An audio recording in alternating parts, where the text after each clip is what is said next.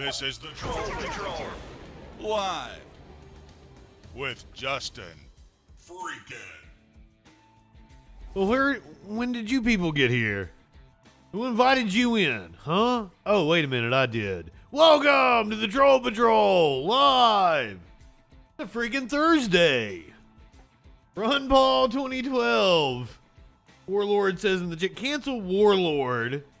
I'm pretty sure that Gary Johnson was the Libertarian candidate in 2012, because I'm pretty sure I voted for him and not Obama in 2012.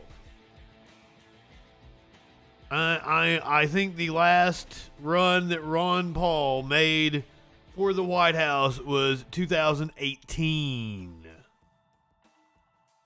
2008. I said it with such confidence, too. I said it with the confidence of an idiot-ass right-winger. Fucking Ron Paul. Did I mess up? Is Ron Paul in the news today, or did I mean to say Rand Paul? I didn't have time to watch the College Humor video, but I was gonna watch it later. I'm sorry, Warlord. You sent it to me as I was getting ready for this very show here. The show don't put itself together, sir. I put the show together. I decide what goes on the list of shit. You look like a sheep shagger? Yes. Yes, you do. Yes, you do. A sheep shagger. Fucking British insults are the best. Been a long week. Don't say nothing about no cancel no Justin up in here. Come on. I'm not high enough for this shit. We keep retweeting it. Is that the College Humor thing? Have you seen it, Dustin?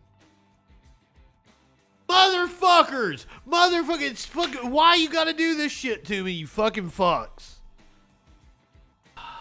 For those of you listening to the podcast, in case you couldn't tell by the string of profanities that were just let loose, someone redeemed the no profanity. Of course it was Warlord.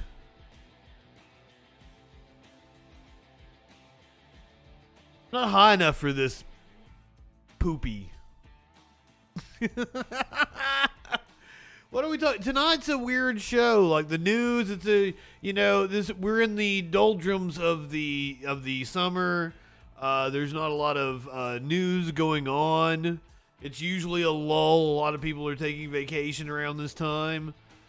School is starting back, that sort of thing. So the news kind of takes a dip at this time. So we've got an odd show tonight. Now we're going to start off with what should be satisfying video of watching the police chief of Uvalde, the former police chief of Uvalde, get fired. Artemis program? That's news. Victor Spade. Victor, I was calling you Victors. Victor Spade. I love that name. That's a cool name, Victor Spade. We do have a, why would we eliminate the profanity ban option? Like, that's the most fun thing. I'm adding more options, not getting rid of the profanity ban option. It's one of the things that keeps people engaged and keeps people here on the channel. We're constantly making quality of life improvements here on the Justin Freakin YouTube and Twitch channel. YouTube, I feel like I've neglected you guys. You are getting some custom emotes. You're getting some upgrades here in the next couple of weeks. So look out for that. I'm gonna take care of my YouTube peeps. YouTube does not have the customization that Twitch does, where I can give as many things as I can to Twitch, but I can give you a few things, and I want to make the experience on YouTube the best experience possible. No drugs? Well, pot's not a drug, right? When you say no drugs, does that mean no chocolate? No pot? No coffee? Who can do that? Hey, Media Winch. I think it was Sky Comment the other day was talking about how all the mods needed to have their entrance slogan, and hey is the Media Winch. So instead of having a redeem to have me hit the weed, no, or hypnol, exactly. Instead of having a redeem to make me hit the weed, you want me to put a thing that will stop me from being able to smoke weed? I don't know if I like that. I'll get irritable by the end of the stream.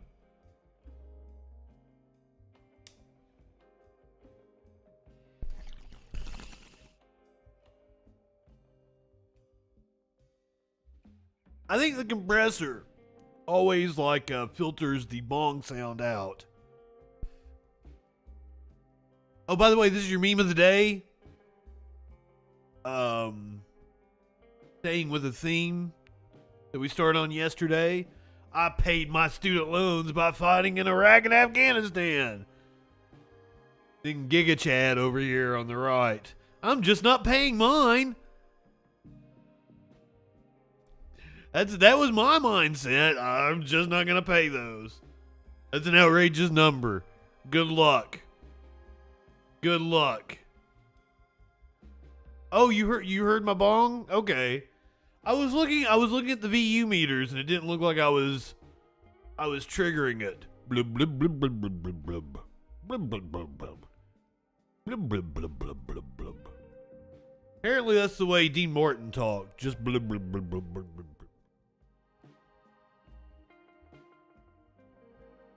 I've done really good. We're at like 5.5 minutes right now. I think I'm going to get through this one. I have not reset it yet. Which is pretty good because usually the way I get through these is by playing a video and shutting my mouth. But here we are at the top of the show. I'm doing the billboard of the things that we're going to talk about, and I'm just rambling. And I've been able to avoid any kind of profanity. Tonight, we're going to talk about NASA and their new moon rocket that they have been testing. A Georgia football team apparently went for a Hail Mary. Hail Mary, not the euphemism for a long shot. No, an actual Hail Mary play. Calling the clip the ultimate trick shot. I didn't even know they were playing football again. I didn't know it was football already, but the kids are back in session. So maybe it was a scramble or it was a practice game or whatever. A little segment I wanted to do last night. This guy named Jonathan Fontenot. You guys can tell me how to say it when we get there. I encountered him on a Tim Pool video, and he tried to troll me. And I clicked on his profile and I found out he is a content creator. And he has a video about sources that are not mainstream that you should follow. So I think that would make a really interesting segment for this show. And we'll evaluate his evaluation of sources. Because, just given by the way he talked to me, I'm going to assume his sources aren't very good. And without knowing who he's talking about, I'm going to assume Tim Pool's on the list. I'm going to assume Glenn Greenwald is on the list. Matt Taibbi. I would expect some intellectual Dollar Tree types. I'm sorry, the intellectual dark web types. He's probably going to recommend Brett and Heather. If I had to guess, I don't know. I don't know for a fact. We're going to find out when we get there. Ghislaine Maxwell's lawyers, her lawyers that represented her in court, are suing her family.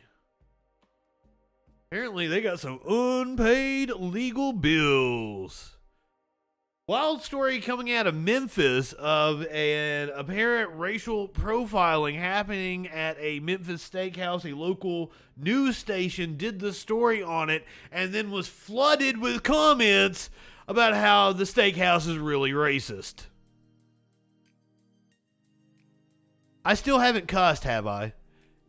Just like, am I always saying it wrong, or am I always saying it wrong, or are you just pointing out that, it sounds like Ghislaine? Are you making a joke, or are you pointing out that I'm not saying it correct? I did not cuss, Warlord. Somebody other than Drake, good evening. Mandy, love your face. Media Winch, I want new ideas always.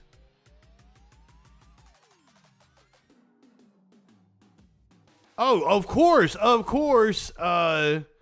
Student loans are a scam. No, Warlord, I do not trust you. If someone other than Warlord tells me that I cussed during the time that I was doing the billboard of the topics that we were talking about, I will reset the counter. But I do not believe Warlord. Jizzy Lane.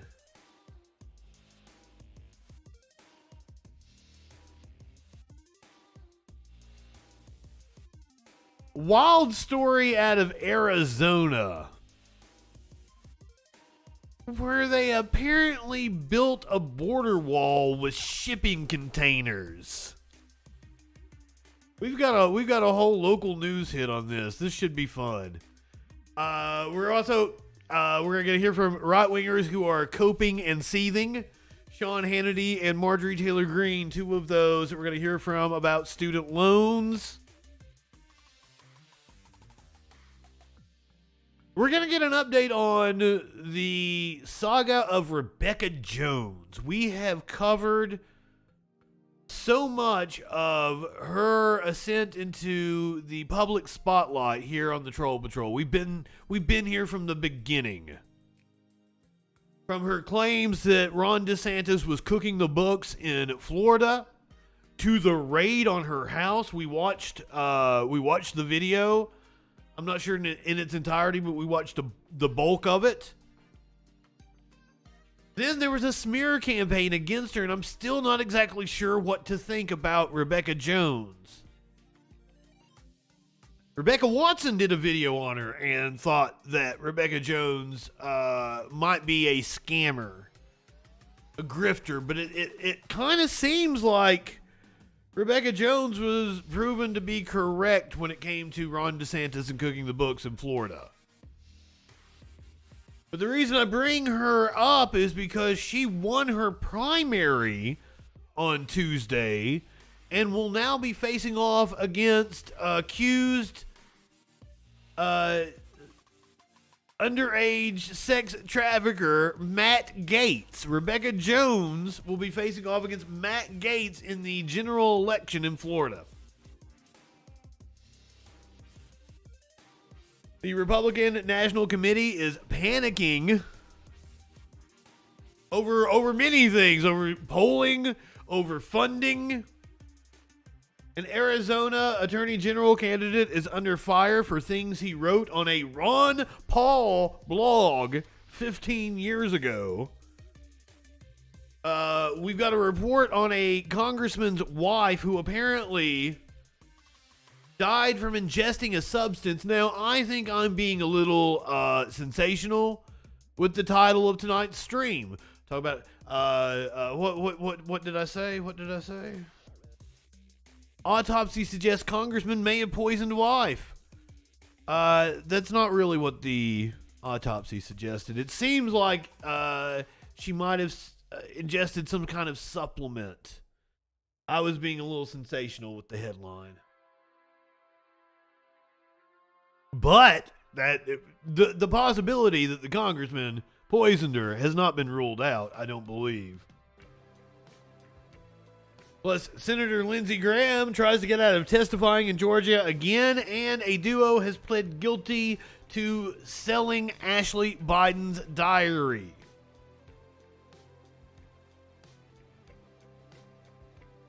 What are you going to sue me for? What are you going to sue me for, Warlord? Ida, good evening. Go plant that corn. We made it. We made it. I don't think I cussed. I can cuss now. I'm free and clear. Fuck all of you. Fuck Warlord especially. No, I love each and every one of you. I love all of your faces. Defamation of God. How did I defame you? How did I defame you? Fucker.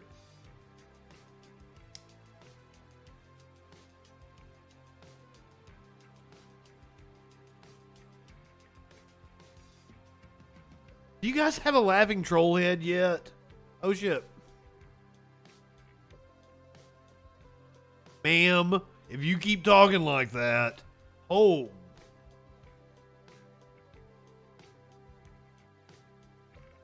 How you gonna do that to me?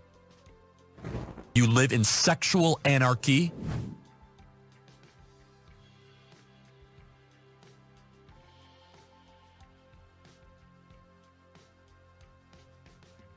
Media winch, she's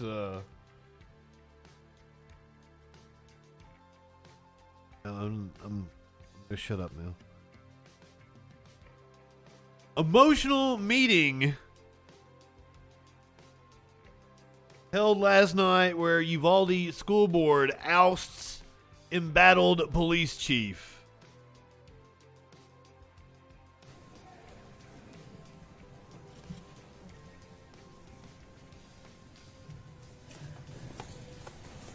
It is now 7:10. We reconvene from closed session for action relevant to items covered during closed session and other items listed. For a discussion and possible action regarding termination for good cause as recommended by the superintendent of the non-certified contract of Pete Arredondo. Mr. Board President, I move that good cause exists to terminate the non-certified contract of Pete Arredondo effective immediately. I further move that good cause exists to ratify the unpaid leave status of Mr. Arredondo starting July 19th, 2022. Finally, I move to authorize the superintendent to issue written notice to Mr. Arredondo of this board action. Actually, Media Winch Sassy is working on, she's gonna make me some troll hair. She's gonna make me, because, like, I've been denied for an NFT because of the troll hair. She's gonna make me some, I own the copyright troll hair. Including filing any needed reports required. I agree, Warlord. When are they firing the 100 plus other officers? Clean fucking house. Hearing none, all in favor? No, for my logo. Motion passes unanimously. Item number 5, adjournment.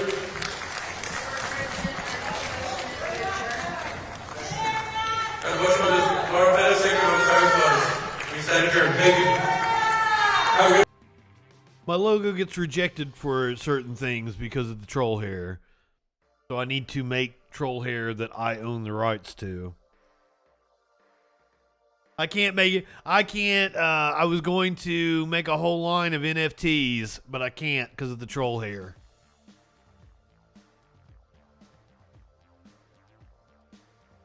Good evening, and thank you for joining us. That's what I was getting ready to say, Dustin. He's going to be hired one county over. That's exactly what's going to happen. I wanted to give you that moment, though. At least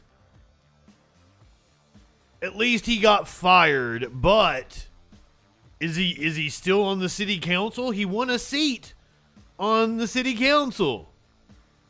This Thursday night. Tonight, we are one step closer to seeing a redacted version of the affidavit the government used to support a search warrant of former President Trump's Florida home, Mar-A-Lago. Now, Warlord would like me to stream tomorrow, but I don't know that, it's by tomorrow. We don't know that it's going to be released at noon exactly. It's by noon tomorrow. And we don't know exactly what there would be to stream. That release could come at any moment. Oh, did he step down from the city council? Okay, cool. Good, Dustin. Good. I didn't remember. There are parts of the affidavit that federal investigators want to keep secret. Everybody loves you when you're by. The early stages of this probe. The redactions are expected to be extensive. Media organizations, including CBS News, urged the release of the document, something that would be extremely rare, but would shed light on why the FBI searched a former president's home. Well, we have a lot of news to get to tonight, and CBS's Robert Costa will start us off from West Palm Beach, Florida. Good evening, Robert. Good evening, Nora. The decision by the Florida federal judge to release a redacted version of this affidavit is a major development in this case, and it could provide new details about why the home of the former president was searched. Oh, fuck yeah. This afternoon, Florida federal judge Arredondo did indeed resign from the city council. that led to the search of Mar-A-Lago issued an order that portions of an affidavit justifying the search should be made public by Everyone news. certainly loves you, Mandy. Reinhardt wrote that he approved the Justice Department's suggested redactions to portions of the affidavit. Oh my God! Yes, Warlord, it is going to have significant redactions. However, I don't know that Orange Man Bad is going to be in the documents unsealed tomorrow. To protect the identity of witnesses, law enforcement agents, the investigation strategy, direction, scope, sources and methods, and grand jury information. Justice Department officials had opposed releasing the full affidavit and could still appeal the decision. That could be a fun emote. Very concerned about the safety of the witnesses involved in their investigation of Trump's handling of classified information, some of which went up to the level of top secret. I think what the public is going to learn is, again, just how much effort went I can't even get the emotes already made to get approved. pages and pages and pages of probable cause. You should have a troll with green hair that laughs. Above and beyond what we already know were seized. Judge Reinhardt made the ruling just hours after the Justice Department submitted the redacted affidavit at his request. Former President Trump, who has previously called for it to be released, conferred with his attorneys in Bedminster, New Jersey today. This comes as new reporting from the Washington Post shows that National Archives officials were urging Trump's lawyers as far back as May of 2021, 15 months before the Mar-A-Lago search, to return boxes of documents they said were missing, including letters from North Korean leader Kim Jong-un and former You're getting ahead of me, Mandy. And that former White House counsel Pat Cipollone knew Trump had stored documents in his residence and agreed they needed to be returned. Am I early? Am I on early? I'm on at the right time, or not? I don't know. Sky Comet, you're freaking me out. Am I on early?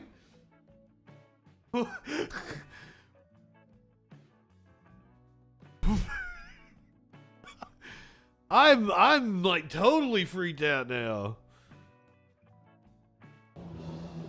And this all comes as the investigation of Trump in Georgia ramps up. Prosecutors said today they want to hear more from members of Trump's inner circle, including former White House Chief of Staff Mark Meadows. Nora? So many new details. There is chatter that Meadows is the informant for the FBI. I'm leaning more towards Kushner myself. Apparently Trump is cheerful. Mingles and Golf says pressure builds. I don't think anyone truly believes he's in legal jeopardy. Former President Donald Trump remains cheerful in keeping his usual summer schedule despite multiple investigations heating up around him. The former president has played golf, mingled at his Bedminster Golf Club, and taken part in political events as investigators probe his handling of classified documents, business practices, and efforts to overturn the 2020 election. And his advisors and allies say Trump understands the heat is higher than ever, but he's confident he'll come out unscathed, reported Politico. Snicks! Wait, Trump poisoned his wife? What? I mean, it wouldn't surprise me. Cheats at golf, indeed. I don't think anyone truly believes he's in legal jeopardy, said one person close to Trump's operation. They see this as just another headache to deal with, and it's an unnecessary issue when they could be focused on other things like preparing for a potential run. Trump has been working out of his office in Bedminster since the FBI searched Mar-A-Lago. Cicero, good evening. And although he hasn't appeared much in public, he's been buoyed by parades of supporters outside his properties and conservative media allies and GOP lawmakers who have defended him on TV. Oh, that's totally cool, Sky Comment. Also, best wishes. I hope you get to feeling better as soon as possible. Hopefully they gave you some good shit and you are high enough for this show. Let's before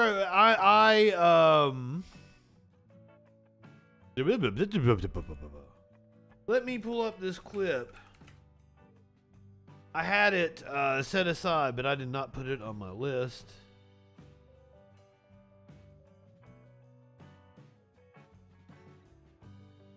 This is the video here. Michael Cohen has said that he believes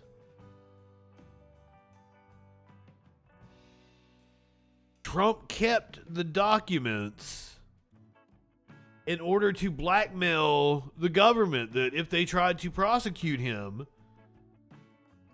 that he would use the like, oh, I'm going to leak this to North Korea, China, in order to get them to not prosecute him. I thought that was interesting.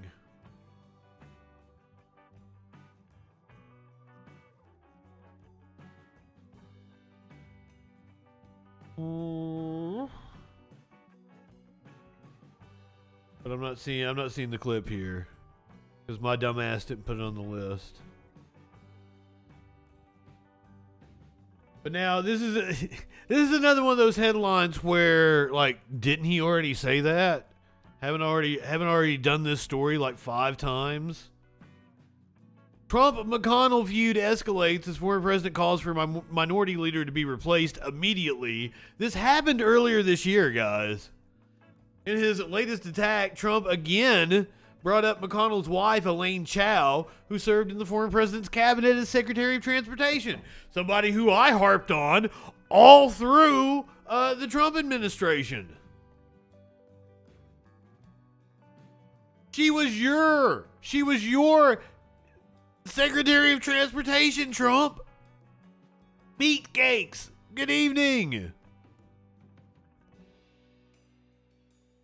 Donald Trump is turning up the heat in his latest feud with the top Republicans in the U.S. Senate and his wife. Mitch McConnell is not an opposition leader. He is a pawn for the Democrats to get whatever they want, Trump said in a statement on Wednesday. He is afraid of them, and will not do what has to be done. A new Republican leader in the Senate should be picked immediately. I agree with Trump. Let's all hop on aboard the get rid of McConnell train. Maybe it'll happen. And the person that Trump will back for that position is going to be completely incompetent, because right-wingers are morons, especially the right-wingers that are still hanging on to Donald Trump.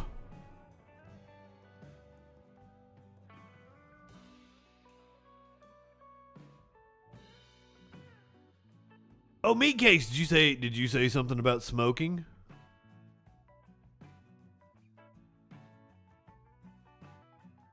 Aw, shit. It's about beat.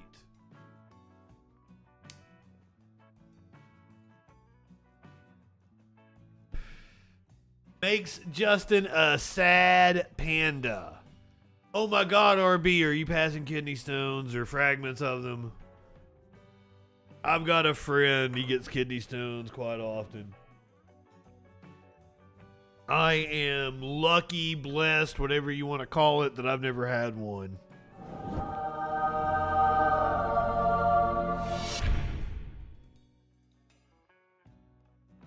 I wouldn't want to pass a little rock through my dick. That's not at all something that I would be interested in. Damn, that screen's gunked up. Let me see what's next on the list. Do I have a video I can play? No, I gotta read this. A duo has pled guilty in a plot to sell Biden's daughter's stolen diary to Project Veritas.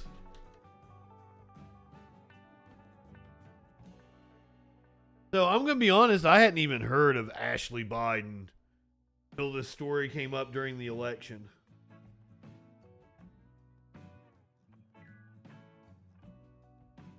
This one kind of went under the radar. There were a lot of right-wing outlets talking about Ashley Biden's diary. Like, it didn't really penetrate. Hunter Biden's laptop penetrated better than Ashley Biden's diary. But still, they're like, it still didn't catch on. It was some bullshit.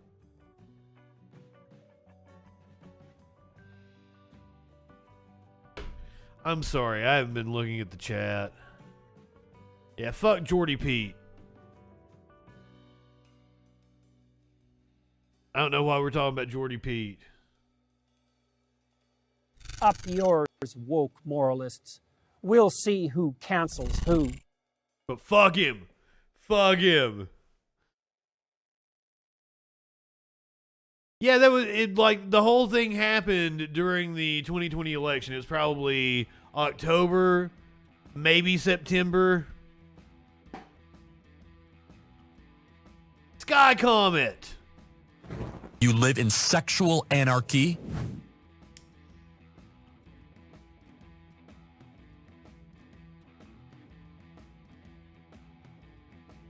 I mean, he's not a bad looking guy. If he wouldn't show me his dick, I'd look at it.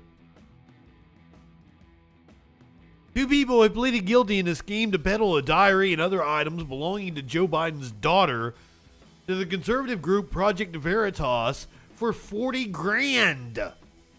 The two, both from Florida, pleaded guilty to conspiracy to commit interstate transportation of stolen property.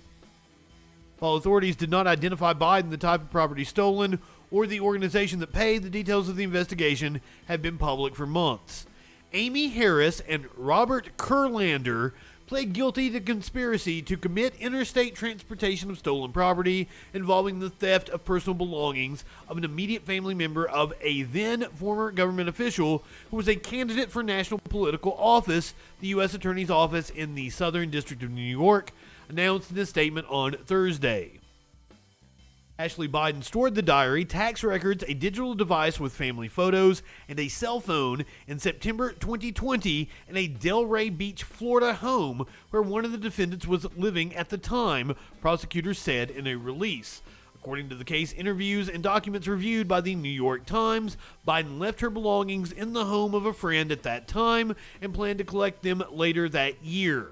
The friend, who also knew Harris, allowed Harris to also stay at the home as she was embroiled in a custody dispute and was facing financial struggles. Prosecutors said Harris stole the items and got in touch with the other defendant, a man who contacted Project Veritas, which asked for photos of the material and then paid for the two to bring it to New York. According to Williams, the pair sold the property for 40 grand and even returned to take more of the victim's property when asked to do so. Harris and Kurlander sought to profit from their theft of another person's personal property, and they now stand convicted of a federal felony as a result. Project Veritas has said it received the diary from tipsters who said it had been abandoned in a room. The activist group, which identifies itself as a news organization... Thank you, Guardian. That's the way to describe it. Said it turned the journal over to law enforcement and never did anything illegal. According to the group and its founder, James O'Keefe, Project Veritas was not involved in any theft of property, and that all of Project Veritas's information on how the confidential sources found the property came from the sources themselves. Mater! John Jacob Jingleheimer freaking! I love this name game we got going on. Let's check in with old lady Lindsey Graham. Old lady Graham is, he's got the vapors. Graham makes another attempt to dodge the Fulton County grand jury testimony. Senator Lindsey Graham on Wednesday launched another attempt to avoid testifying before a special grand jury in Fulton County, Georgia, investigating efforts by former President Trump and his allies to overturn the election results in the battleground state. Graham filed a brief in federal court on Wednesday, days after the 11th Circuit Court of Appeals ruled that the Trump ally does not have to comply with the subpoena from the grand jury until his attorneys and Fulton County District Attorney Fani Willis outline arguments about what questions he can be asked in light of constitutional protections he has as a sitting member of Congress. In his filing, Graham maintained his argument that two calls he made to Georgia Secretary of State Brad Raffensperger after the 2020 presidential election and interest in the grand jury's investigation are simply part of his job and are protected by the Constitution's speech or debate clause. In her subpoena to Graham, Willis cited at least one phone call where Graham allegedly attempted to pressure Raffensperger, who defied Trump's demands to subvert the election results, into discarding some legally cast ballots. The Constitution guarantees that a senator shall not be questioned about his protected speech or debate, yet the district attorney insists that Senator Graham must submit to questioning to ascertain whether he can be questioned or is immune from questioning, Graham's lawyers said in the filing. That makes no sense. Graham's lawyers then argued that Willis should bear the burden of identifying the questions she wants to ask, or at a minimum, the specific topics she wants to cover. There is debate about whether these topics are permissible. She must offer evidence that those topics are not protected by the clause, Graham's lawyers said. To hold otherwise is to allow district attorney to evade the speech or debate clause by requesting amorphous testimony and then, like a moving target, springing new or elaborated questions or issues on the senator. The district attorney, after all, is in the best position to know what she wants to ask, assuming this is not a disorganized fishing expedition. Props to Graham's attorneys, and honestly, like, they've got solid legal footing here. But my, what a clunky paragraph that was. Oh, shit. So, you had a neo-Nazi bike club showed up at the bar? Goddamn. Good on you, Mater.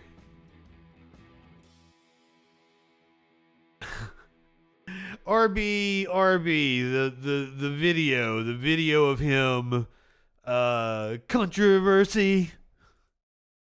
No, oligarchy, like the fucking Prince is controversy. That's the original. His oligarchy video is fucking hilarious with him dancing. He's a failed theater kid. All of these right-wingers are. Mike Rowe is. Death of Congressman's wife linked to white mulberry leaf ingestion, according to the coroner. Lori McClintock, wife of California Republican, had dehydration and gastroenteritis caused by leaf often used as a health supplement. A coroner's report shows that Lori McClintock, the wife of the California Congressman Tom McClintock, died from dehydration due to gastroenteritis caused by adverse effects of white mulberry leaf ingestion. Kaiser Health News said McClintock's death, ruled an accident by the Sacramento County coroner, illuminates the risks surrounding the booming yet under-regulated $54 billion dietary supplement and herbal remedies business. White mulberry leaf is typically associated with addressing obesity, diabetes, and hypertension. In 2018, a study in pharmacological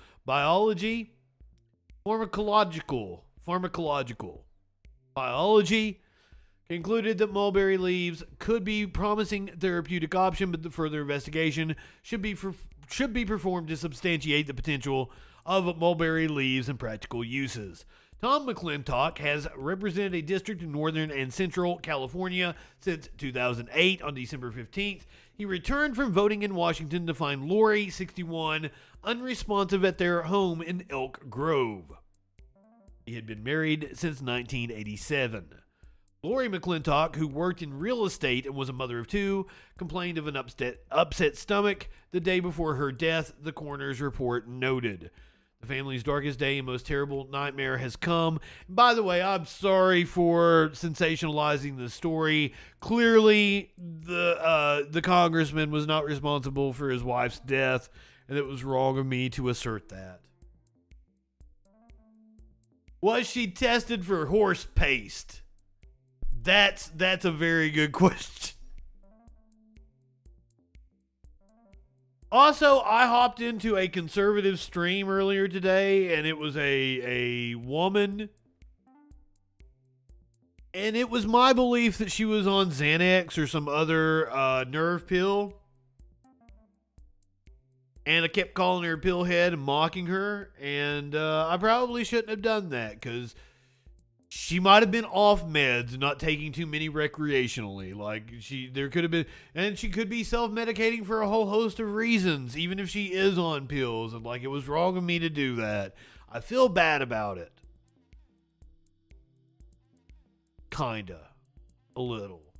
Maybe. But like, as someone who has been around people on Xanax a lot, it was clear that she had been taking something. Here's a Smokey.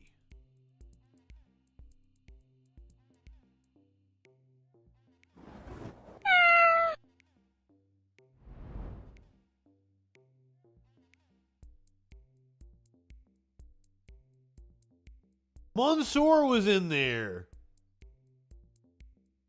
Mansoor was in there. And I'm like, Mansoor! And Mansoor was like, oh, don't talk to me, you commie traitor. Oh, shit. Hey, buddy. You can't be... No. Don't you try to get over there on the TV. Asshole.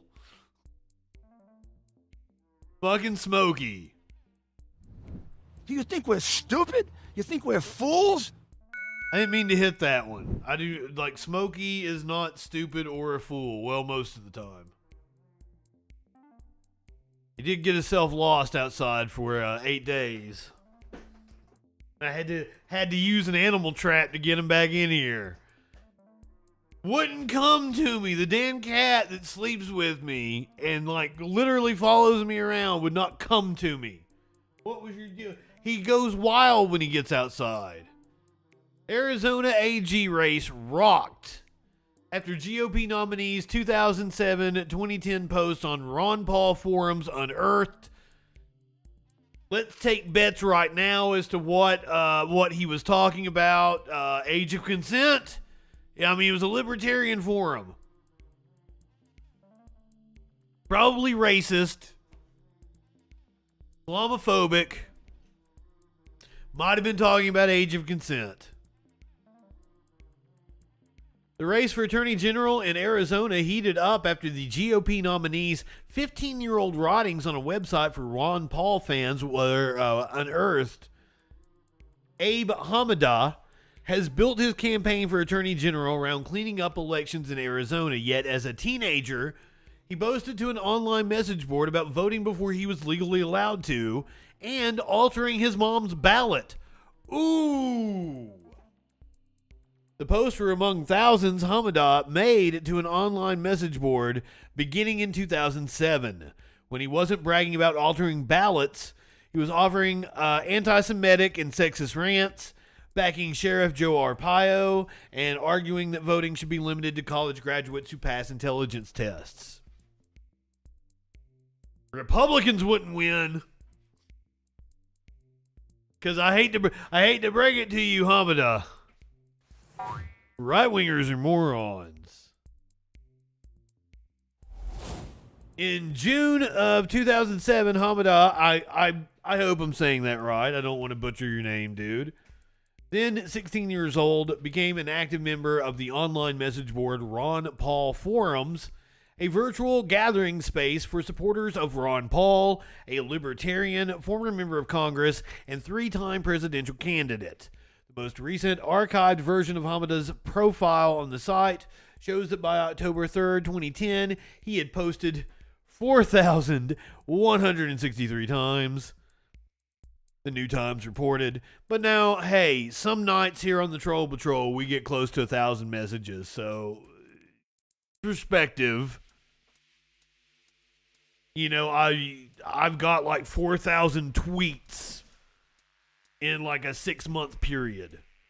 Also, you stink, dude. He just went to the litter box and took a shit, and it stinks. Tones, good evening. In a series of posts that started on October 5th, 2008, the 17-year-old aspiring professional wrestler. Well, that's a new wrinkle. Also, a aspiring professional wrestler, much like Potato Dan Badandi, went by Bionic Dan Badandi. I would like to find out what Hamada's wrestling name was. In a series of posts that started on October 5th, 2008, the 17-year-old aspiring professional wrestler claimed that he altered and then cast his mother's absentee ballot for Barack Obama, a then U.S. senator who was running for president. GOP nominee for governor Carrie Lake donated to Obama in 2008. I don't know why any of that is relevant. Obama is getting all of this crap simply because he's sick black. He has an Arab name. He's sick. Only the senator who is black in the Senate. Hamada is all over the place. He didn't know what his beliefs were. There's a thing. There's one of those things that's supposed to suck odors right next to the litter box, Cicero. I have asked for like a Glade plug-in to go in the wall. There is spray smelly shit, and it is just out of my reach sitting here in this chair. Like, I would have to take my headphones off and get up, but it would just be right there. It's so close.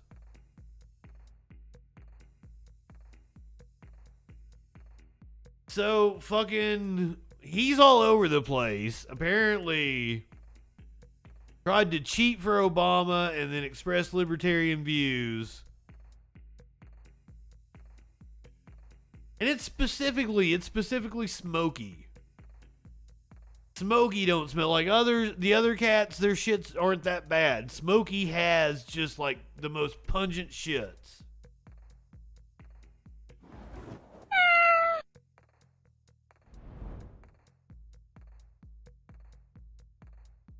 I've also noticed that, you know, the markets have been up. We haven't talked financials anytime this week. Every day I'm like, ooh, should I do financial stories? There's something to brewing here. I haven't got around to talking about it. The markets are up. They were saber rattling about a recession not too long ago. RNC chairwoman appeals and for those of you who don't know, Bank of America changed their forecast that if inflation stays at the rate it's currently at, feed him some yogurt, really. If inflation stays at the rate that it's currently at, they are forecasting record growth for the country over the next year and a half. That would be good for Democrats going into both the midterms and 2024. RNC chairwoman appeals for urgent help for GOP candidates. You're gonna need it. You're gonna need it. Whose weakening position may mean they miss out on retaking the Senate. I am now predicting they don't take the House. I don't think they take the House. I do not think they take the House. I do not think they take the Senate. I think Democrats gain 2 or 3 seats in the Senate. I'm changing my prediction to 3 seats, and I think they retain the House. Even if they lose like a seat or 2 in the House, they are going to retain control.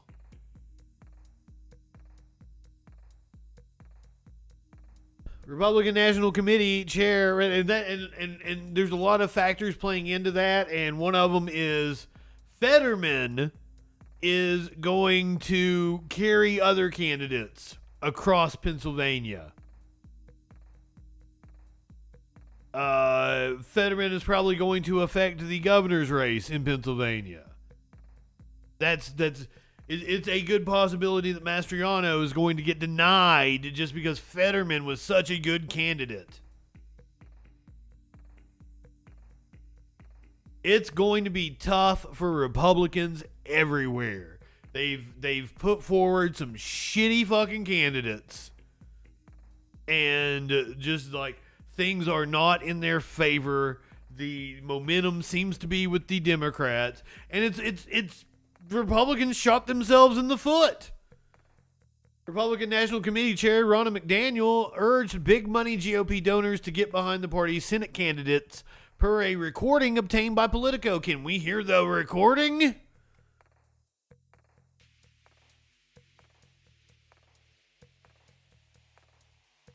Republican strategists say the GOP will pick up 30 or 40 seats. That would be enough to retake the House. I don't think they will. I don't think they will pick up enough seats to retake the House.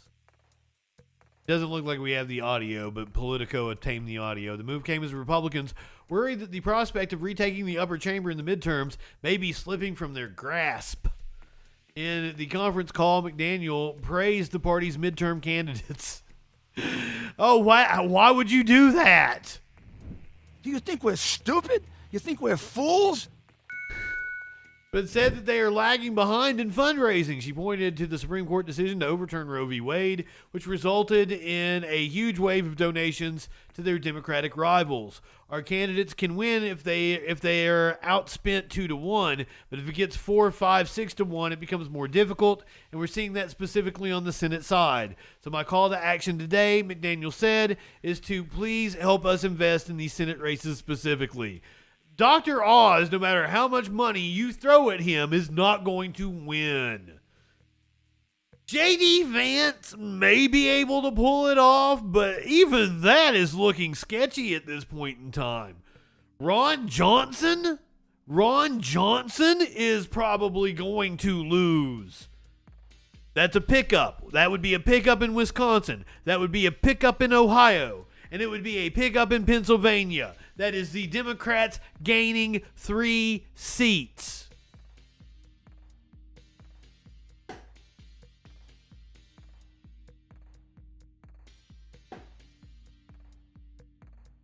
There are other races they can win in too. So I'm just saying. They weren't supposed to be competitive in Ohio. They weren't supposed to be competitive in Wisconsin. And they are. Not only are they competitive, they are up. They are up. Sorry, Republicans. You guys you suck. You suck and people hate you. You have done a good job of motivating people to vote against you. Because good Lord, it's not like Democrats are good. It's not like Democrats are good at anything. You guys just suck that fucking bad.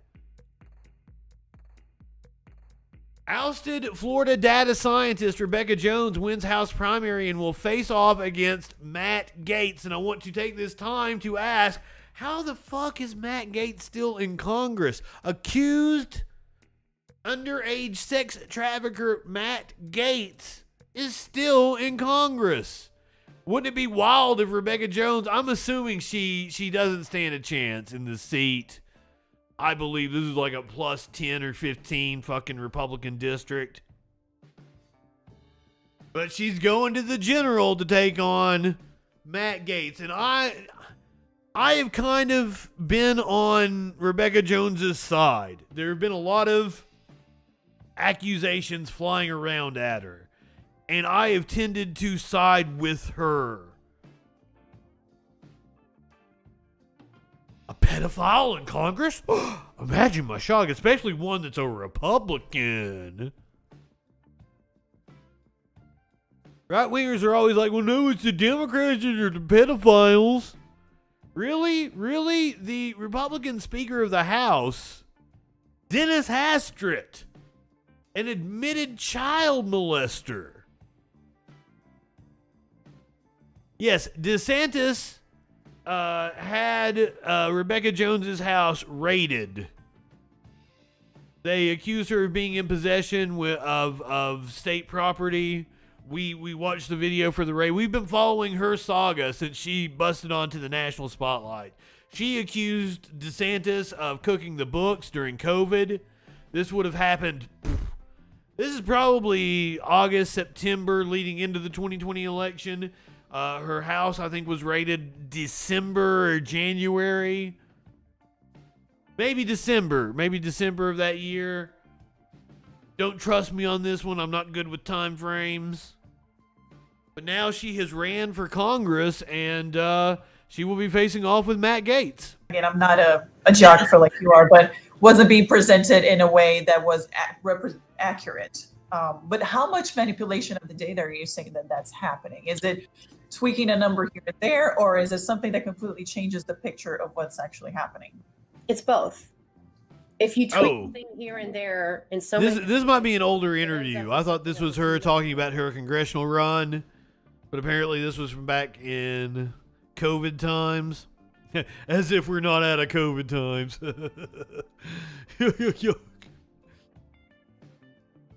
An ousted Florida data scientist who said she was fired for refusing to manipulate COVID-19 numbers and emerged as a critic of Republican Governor Ron DeSantis over his handling of the pandemic, won her U.S. House primary race and will challenge Representative Matt Gaetz. Rebecca Jones won Tuesday's Democratic primary in northwestern Florida's 1st congressional district, setting up a chance to unseat the incumbent Gaetz, who has represented the district since 2017. Jones was vaulted into the public eye during the early stages of the pandemic after she was fired from her position at the Florida Department of Public Health. The Democratic nominee said she was fired for speaking out about what she said was the state's manipulation of COVID-19 data, while state officials said she was fired for insubordination. Tuesday marked her first successful foray into electoral politics. If you would like to free Nestor, oh my God, I forgot about Nestor. Apparently, for those of you who aren't aware, Matt Gaetz has a live-in teenager. Well, he's probably like 20 now, isn't he? Or something. He was like 17 or 19. He was. It's so confusing. But like his sister's adopted kid or some shit was staying with him and they were like really fucking close.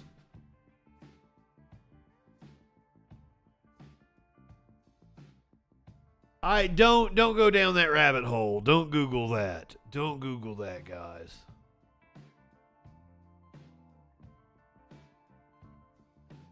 Sean Hannity and Marjorie Taylor Greene are going to throw absolute shit fits over the modest student loan forgiveness. We're going to see a border wall that was built with shipping containers in Arizona. In Memphis, a steakhouse was accused of racial profiling during a local news hit. That news hit prompted many more accusations of racism against the steakhouse. NASA testing a new moon rocket. And I've got some cool footage of a football team in Georgia pulling off a trick shot. All that and more on the other side of the break here on the Troll Patrol Live.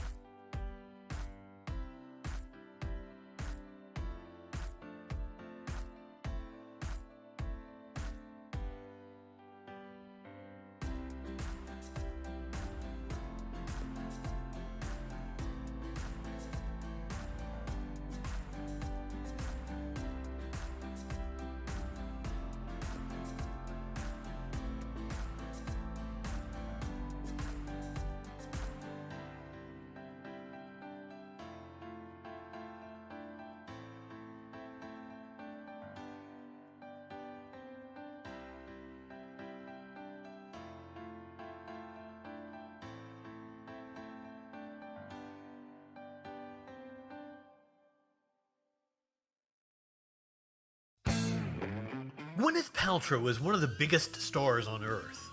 An actress, a singer, an author, an entrepreneur. She is an Academy Award winner and owner of a successful lifestyle brand, albeit with a questionable name.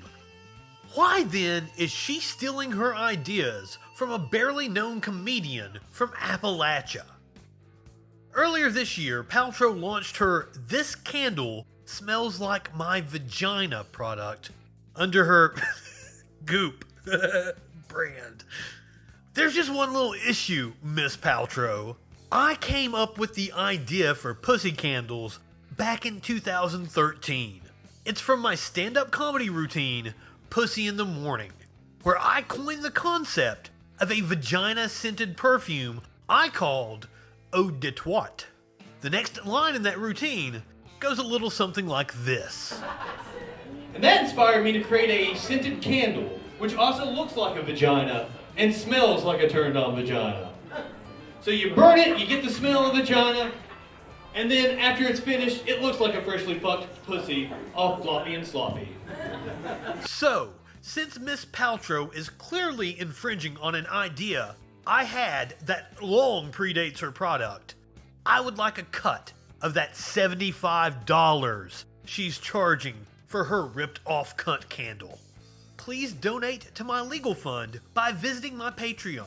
Show this bougie liberal elitist that she can't steal her ideas from the hardworking people of America's heartland.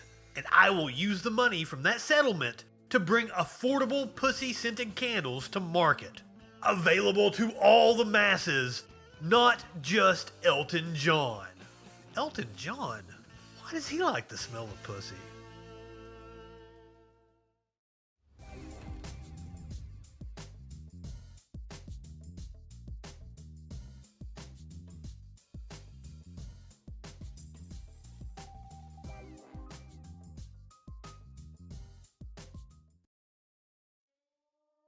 I'm still baffled by the idea that Elton John.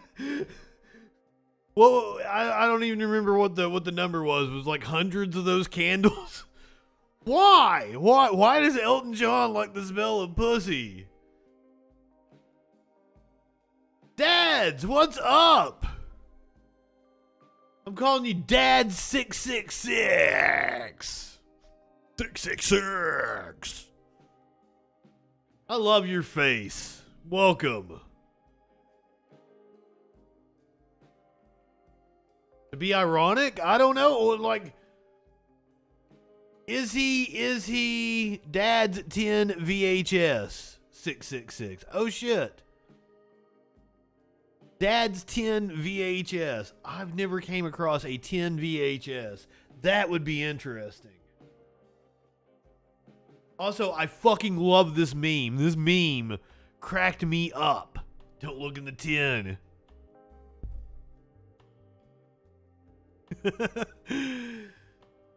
Boomer's full. God damn it.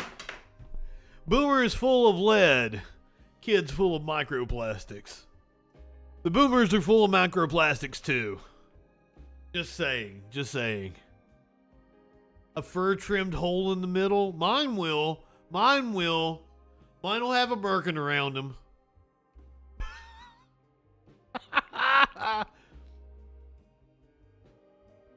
One of these days, I'm gonna put out the Ode to Twat. Where's Calvin Klein? Somebody get me a meeting with Calvin Klein. Also, so I hate in that bit when you hear me do the pussy candle bit. It sounds like I have to cut it off because like I start going in, like that's my closer, right? So I start going into like, I'm Justin Freakin, you find me on blah, blah, blah, blah, blah. Like right after where that bit cuts off in the commercial. People laughed at the joke. It sounds like nobody laughed at the joke. It just took them a few seconds to register what the fuck I said. And then people laughed. That's why it's my closer. The fur's on the outside, sir.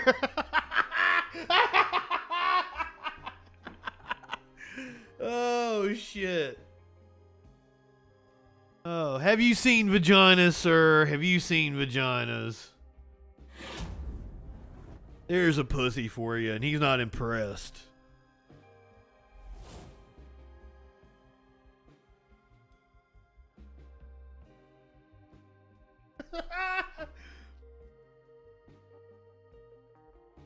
It gets a laugh. That's one of my bits that gets a laugh. It's not one of my best bits, but it's also one of my earliest bits. Like I grew as a performer over the next couple of years. Because the clip that you heard is like maybe my second time doing stand-up, I think. Literally, the clip that you heard in that commercial that just played was like my second time ever doing stand-up. Maybe my third time. I was really lucky that I didn't bomb until maybe my fifth or sixth, seventh time, something like that. But when I bombed, holy shit did I bomb. And because I had, you know, I wouldn't say that I blew the roof off the place every time, but I didn't bomb. I held my own. But like when I bombed, when nobody laughed at anything, when I had a woman in the front row just stone cold staring at me and like me just, and I don't think I was doing my normal shit that night either, and it didn't land at all. Like now, if I was to go do stand up now, I would do a set that I've done a gazillion fucking times, and I would go and like 80% chance that, you know, I'm gonna, you know, kill it. Just because I fine-tuned that shit so much.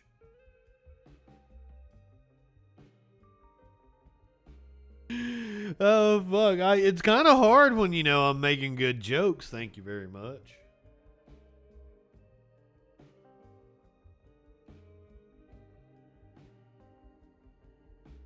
They don't let me do stand-up. Oh shit, I forgot to hit the Twitch commercials, guys. Did you guys, did the break play while my break was playing, or did you guys get commercials? Fuck. For those of you who don't know, I've been trying to make it to where nobody misses any of the show for commercials.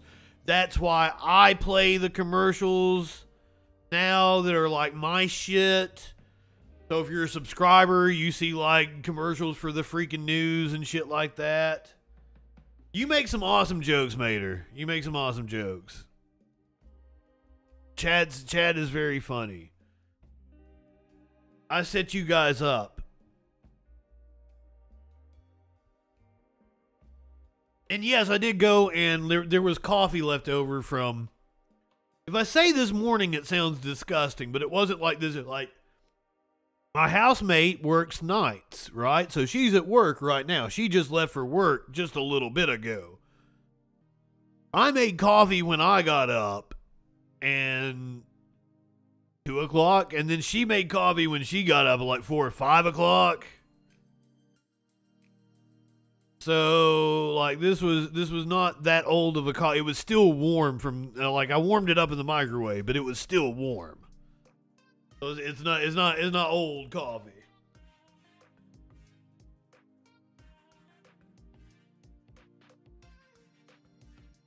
I'll make a cup of coffee at 9 o'clock at night. Probably shouldn't have, though, because I've ate nothing but junk food and chocolate and shit today. Like, I have not had any kind of substantial food. I try to at least consume something like I don't worry about something that tastes good until after the Troll Patrol, and that's been that way for a long time. Before the Troll Patrol, it's like just eat something for sustenance. Eat something so that you can get through, you know, your work for the day and the show. And then afterwards, like, what can we cook for dinner now? You know?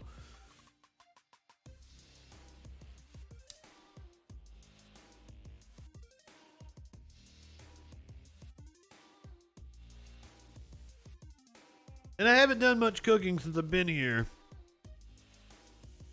But like, housemate was asking me, you know, hey, what can I get from the the store, and I was like, well, would you like me to make a meatloaf? I make a badass meatloaf. We do mashed potatoes, broccoli with some cheese sauce. Ooh, that sounds good. Sky Comment, you probably won't be able to have like real food till like tomorrow. You need you some like the Campbell's soup is pretty good. Some crackers, that kind of shit. What kind of cheese sauce for the broccoli? That's a good question, Tones, because I didn't tell her what I wanted for the cheese sauce, which would probably be like a sharp cheddar. I want a sharp cheddar, and then I got to get something that's a creamy. The Havarti is a good creamy cheese. Gouda is a good creamy cheese. Melts well to make cheese sauce. I have been watching several YouTube chefs using the like cornstarch on the cheese. Munster makes a good cheese.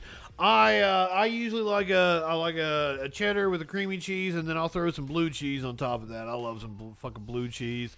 And the blue cheese makes it extra creamy, and then it adds this like fucking tang to it. Just mwah, mwah. That's my combination for like a mac and cheese, a cheese sauce kind of deal. Love that shit. Now you're making me now I'm getting hungry. I'm gonna have to go in there and eat some microplastics. Adds taint to it. Oh, you must not be a blue cheese fan. Monkey King pork chops. Can you drop it in the Discord for me? Absolutely. I would love to see your recipe. Now here's the thing. I take several recipes and then do my own version of it. Like when I made beef Wellington for Thanksgiving for Sparkles and I last year. Like I watched like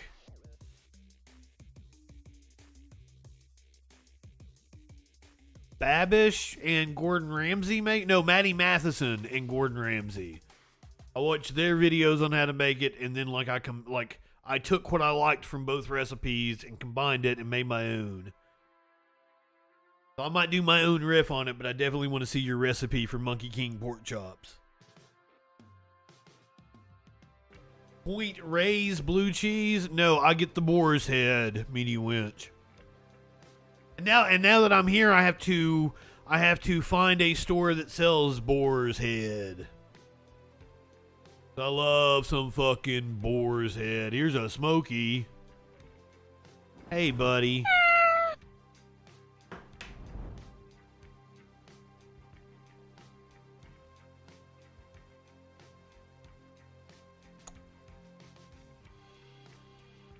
We got a barbecue place that makes an excellent blue cheese. That's one of the cats. None of the other ones are in here. It's just that one right now. In total, there are 6 cats in the immediate vicinity. In this apartment. All in all, in this house, there are like 25 cats? I don't know. There's a lot of cats. There's cats everywhere. There's cats down on the other side of the property. There are cats that have their own house on this property.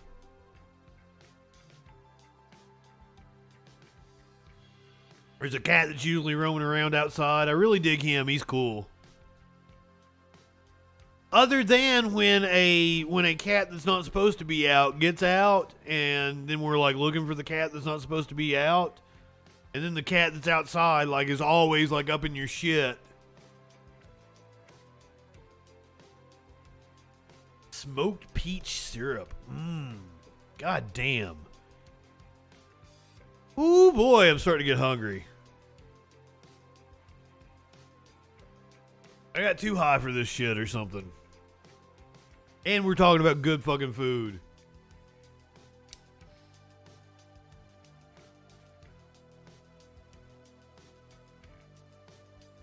But I do want to point out, boomers are also full of microplastics.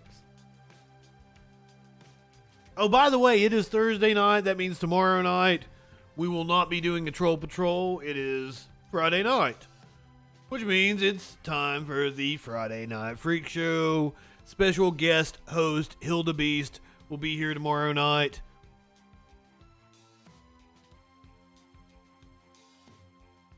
I love Gruyere. I love me some Gruyere. I love cheese, period. There's not many cheeses you can't put in front of me. I love feta. I love goat cheese.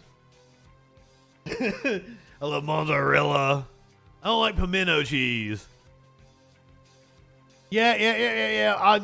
I'm hoping that, like, you know, my amount of lead isn't that significant, but yeah, there's probably some lead in me. Asbestos. I grew up kind of like 1 foot in, 1 foot out of the asbestos era.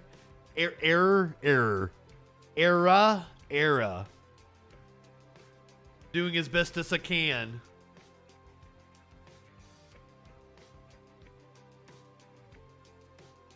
I mean, I like brie, but like, you know, brie, like, I've only ever had brie with, like, you know, like a cranberry sauce. On like a cracker and shit. Like, I've never had brie like cooked into a food, I don't think, that like, I was like, oh shit, that's really good. It's always like served to me as like an hors d'oeuvre on a charcuterie board. Or maybe do you have some brie on a crudité? Does brie go on the crudité? Which I looked all the fuck over. Like, I tried to find the clip of me, like, saying crudite or whatever the fuck I called it. Tones, you didn't learn what a crudité was, like, last week?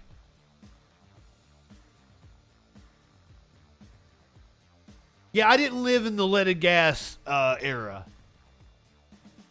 Now, there is a good possibility that there is still some lead paint around during my childhood.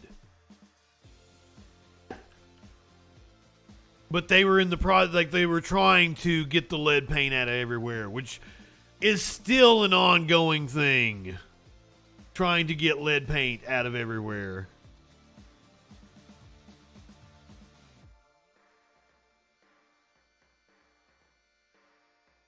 Okay, instead of just watching the video as a whole, we'll watch this CNBC piece on it.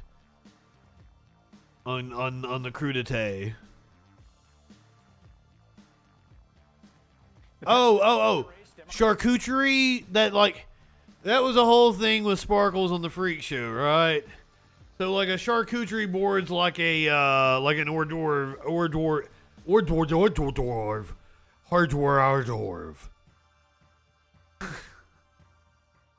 It's like an hors d'oeuvre. An hors d'oeuvre. Tones, weren't you here for that? Weren't you one of the people that explained to me what a charcuterie board was? And we kept calling it like a coochie board? Oh, crudité. Crudité. What the fuck is crudité? We're going to find out what crudité is from Dr. Oz and Fetterman. Apparently crudité is bougie for vegetable tray. John Fetterman, Lieutenant Governor of that state, has demonstrated from the get-go a very clear vision. Curiouser. Grown-up Lunchables. That's what it is. That is what a charcuterie board is. Grown-up Lunchables. Of how to run against his Republican opponent, millionaire TV doctor Mehmet Oz. Paint him as a rich, out-of-touch buffoon who... Have I been saying Mehmet wrong the whole time? He is ostensibly running to represent. Is it Mehmet? Oz released a video, sort of standard stuff, attacking Democrats for high prices at the grocery store, and it has resurfaced this week. Thought I'd do some grocery shopping. I'm at Wegner's, and my wife wants some vegetables for crudité, right? So... Also, Wegner's is not a store. He combined two regional chains, Redmond's and Wegler's or something like that. Like he combined the two names together. That's why he kept getting made fun of. Here's a broccoli. That's $2. Not a ton of broccoli there. Here's some asparagus. That's $4. Yep. And carrots. That's $4 more. That's $10 of vegetables there. And then we need some guacamole. That's $4 more. And she loves salsa. Yes. Yeah, somebody made a Wegner's Twitter handle and then tweeted out that they had like $6 vegetable trays to Dr. Oz or something like that. Also there. Yeah. Also, like they like people pointed it out. Like he picks up the broccoli and it says it's $2, but doesn't realize that it's like $2 a pound, and he doesn't have a pound of broccoli in his hand. Like the dude doesn't understand what he's doing. $. Must be a shortage of salsa. Guys, that's $20 for crudité, and this doesn't include the tequila. I mean, that's outrageous. And we got Joe Biden to thank for this. Oh, I've watched that like 40 times now, but it just keeps paying off. First, there's no store called Wegner's, which is what he says he's at. Oz probably meant to say Redner's, which is a Pennsylvania-based supermarket chain, but it got it confused with Wegmans, which is a fancier grocery chain in Pennsylvania and throughout the Northeast, with many locations in New Jersey, where Oz, of course, actually lives. And so Redner's and Wegner's didn't end there. Oz was trying to make the point that inflation was causing higher bills at the supermarket. His choice of crudité, a French raw vegetable platter, was not the most relatable shopping experience. Oz showed a head of broccoli, a bunch of asparagus, and a very full-size carrots. You can get those little, cocktail ones. But what do you I am so glad that there is like a movement against packaging vegetables in multiple layers of plastic and shit. It's one thing to wrap some lettuce up. You wrap a head of lettuce up or some shit. But like most of that shit, you just go and grab a fucking orange. You don't buy an orange sliced up in a fucking plastic. That's so wasteful. It's so wasteful. The grand total was not that expensive. You could almost see him kind of panic midway through and go for the pre-made guacamole and salsa to just get those numbers up. Fetterman has been having an absolute field day with the video since it resurfaced earlier this week. In PA, we call this a veggie tray. And if this looks anything other than a veggie tray to you, then I am not your candidate. And I'm serious. Doesn't even know the name of the grocery store that he's in. Fetterman is so awesome. And like I sincerely hope this is his launch onto the national stage. Fetterman being the face of the Democratic Party going forward would be a very good thing. Bringing the Democratic Party down to earth, more like a working man's party as it should be. Working woman's party too. I don't want to be sexist. A working person's party. Due to a more than $500,000 fundraising haul for Fetterman's campaign since that video went viral. Even the conservative outlet, the very conservative outlet Newsmax, won't give Oz a pass for the gaffe. Let's talk crudité, if we can. Is Dr. Oz relatable to the everyday hard-working there in Pennsylvania? I joke about a crudité, which is a way of speaking about how ridiculous it is that you can't even put vegetables on a plate. In the middle of a campaign, we'll do whatever we need to do to make sure the people of Pennsylvania respect what we're about. I don't mean to fixate on it, but I just for those watching in Pennsylvania, you know how particular many people are about their groceries. What happened with Wegmans and Wegner's? Can you explain that to them? Yeah, I was exhausted. When you're campaigning 18 hours a day, listen, I've gotten my kids' names wrong as well. How the video is still up? How'd you leave the video up? How did a person on your campaign not say we need to refilm this? We're not going to share it out to begin with. You are incompetent, sir. You have no business in the U.S. Senate. Go fuck yourself.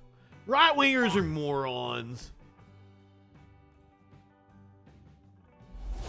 Seriously, Met Oz. Come on, man. Well.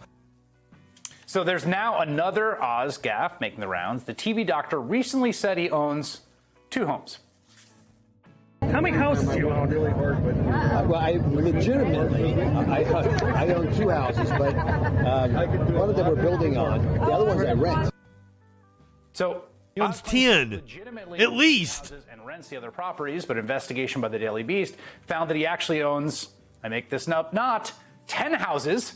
He rents some of them out to other tenants as a landlord, but he's not renting them from someone else. Anyone who's ever rented understands there's a big difference between renting from and renting to.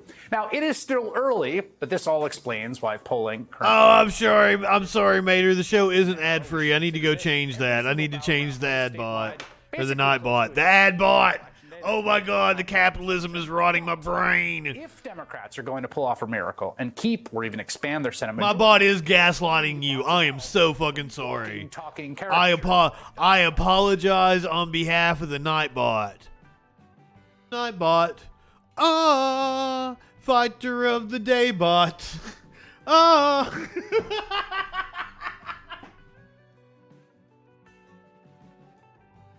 I am so fucking sorry. I am so sorry. I am going to change that. Oh shit. Oh shit. Oh shit. We were at the end. I got carried away there. Oh fuck. Let's talk about student loans, shall we? Yeah, that was you just got bonus Oz just right in the middle of the show. Fuck Dr. Oz. John Hannity is upset that young staffers will benefit from college loan forgiveness. The right wing is really coping and seething over 10 grand of student loan forgiveness, maybe 20 for the poorest of those getting the forgiveness. This was Sean Hannity from, I believe it's his radio show, not his television show. A bailout plan for rich people to send their kids to school? And what's so bad about working your way through school? Because I did it. And I decided once I got behind a radio microphone, I didn't want to finish. Boggs, good evening. Year plus, whatever it was. And I followed my passion, followed my dreams. I never had any hope I'd ever be successful. But when you really think about it, you know, who is going to benefit the most from this? Wall Street Journal editorial board said student loan forgiveness is an Inflation Expansion Act. College costs have soared multiple times the rate of... Who gives a shit what the Wall Street Journal editorial board has to say about student loan forgiveness? Bunch of people that went to college on trust funds and endowments gonna tell us about student loan forgiveness. Fuck all the way off. Joey, good evening. Yeah, they don't have a bias or anything. That's why I wanted to bring up, like, more than likely went to school, some fucking Ivy League, because their parents fucking gave a donation to the school. Almost certainly. Wall Street Journal editorial board is who I'm talking about here. So fuck all the way off, Sean Hannity. Inflation over the last 50 years, and the people that likely will benefit the most are middle class. People like me. So think about it. You get out of college, you're not making a lot of money. We have a lot of young people that work on my TV show. They're not making 125 grand. They're now eligible to get, in some cases, up to 20,000, in other cases, 10,000. Yeah, good. Yeah. New Green Deal radical socialism. This is the push. Wait, what? Wait, what? Wait, what? Whoa, what? Did he really just say this benefits the middle class and it's a bad thing? It benefits the people who work on your show who don't make a lot of money, and it's a bad thing. An Inflation Expansion Act. College costs have soared multiple times the rate of inflation over the last 50 years. And the people that likely will benefit the most are middle class. You know, think about it. You get out of college, you're not making a lot of money. We have a lot of young people that work on my TV show. They're not making 125 grand. They're now eligible to get, in some cases, up to 20,000, in other cases, 10,000. And this is new Green Deal radical socialism. This is the push for, we're going to incentivize. They're actually telling poor people that they should go into debt so they can get their solar panels. How stupid is that? It's insane. Anyway, It's not stupid if you get a rebate for the solar panels, and then the solar panels cause you to not only not pay for electricity anymore, but you're probably going to get money back because of the electricity that you put into the grid. It's a good investment. It's a smart investment, Sean Hannity. This is just wild. This is very perverse incentives, and this is a reckless economic decision on every single level. And the student debt loan forgiveness, I am telling you, colleges are loaded. They are rich. They are making phenomenal amounts of money. Their endowments. Some of them are. Some of them absolutely are rolling in fucking money. Most aren't, Sean. Most aren't. You go to your little liberal arts college in the fucking hills, they're barely squeaking by. I'm telling you, dude. Not fucking... Some schools, and there's a discrepancy, you know. You go to the University of Alabama, and their sports facilities are state of the goddamn art. Shit that you're not going to see anywhere else in the fucking country. And then the classrooms are falling the fuck apart. So you can't just paint with a broad brush when you're talking about schools having money, Sean.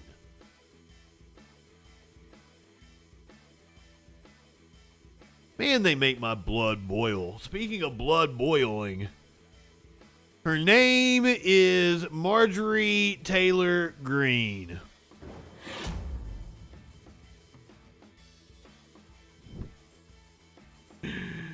And apparently forgiving student loans means that Joe Biden is rewarding people that want her murdered. Because you can't afford groceries and you can't afford gas. And here comes the Democrats basically rewarding their Ivy League Democrat voters, you know, the ones that basically hate me and would love to see me murdered in some sort of swatting raid, and fully support the maniac that called and did that to me last night, and probably are trying to talk. I'm still, my money is on maybe not somebody affiliated with her. It might not necessarily be like somebody affiliated with her campaign, but it's probably a right-wing nut job that did that in an attempt to help Marjorie Taylor Greene or some shit. Make it look like because like who calls it a threat like that and says like I'm a trans activist? Nobody. It reeks of right-wing bullshit. One of their kids into changing their gender, which is absolutely sick and disgusting. I don't know what's wrong with people that would do that. But yeah, I think everyone should be upset about this. And again, Joe Biden is off the rails, you know, and I'll say it again. I say it over and over again. Impeach Joe Biden, because I believe people should be fired when they do a bad job. Sit down.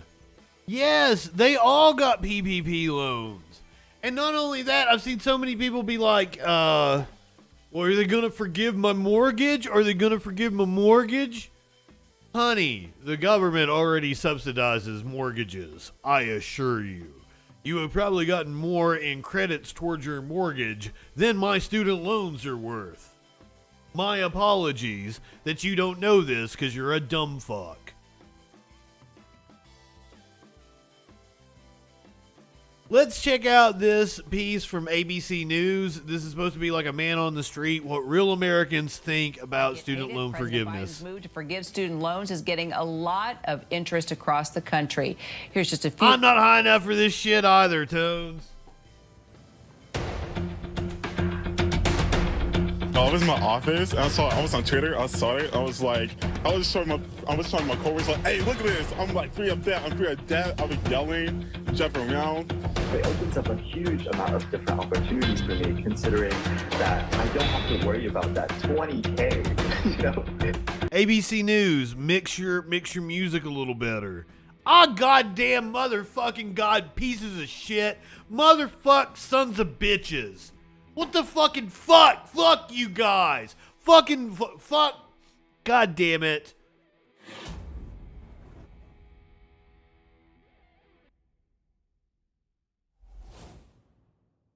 $20 minutes. 20 minutes. Oh.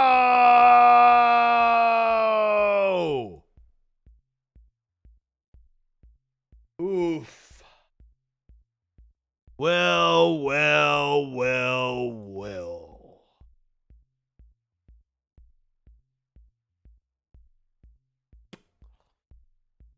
Oh, what are we talking about here in a little bit? Am I going to be able to get through this? We still got Trump coming up, I think.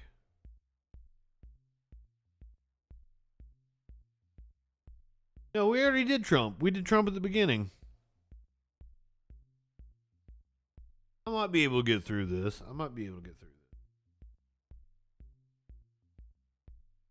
No, well, I mean, I can't change the time, so it's got to be increments of 10.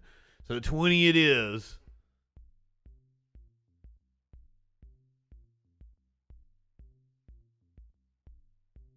I can do this. Remember, I used to be on the actual radio. For most of my career, I couldn't use profanity willy-nilly. So it's just like it's turning that back on. I almost did it again right then. It's getting back into the habit. Which might be useful, you know. You never know if the right offer came along, I would go back to terrestrial radio or television if the right offer came along. More than likely, if I was to go work for an organization, it's probably going to be something like a Vice, a Vox, or something like that, and they're probably going to want me for production, not on air. The reason why this show is cool is because, like, I'm really good at production. And, you know, you get things like this. Up yours, woke moralists. We'll see who cancels who. I was convinced. I thought radio frequencies would be emergency frequencies by now. I didn't think that there would still be radio. I have a face for radio. Actually, hey. When I was on the radio, my boss at the time told me that, you know, hey, you're a good-looking guy. You can go work on TV if you want to. But, like, I looked a lot like this Justin was not that Justin. This is a lifetime ago. The Justin that was told that looked like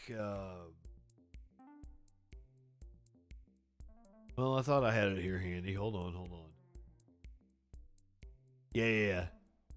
That was that Justin. That Justin was the one that was like, you know, you can make it on radio, or I mean, you can make it on television. You can go work in television if you want to. You're a good-looking guy. See?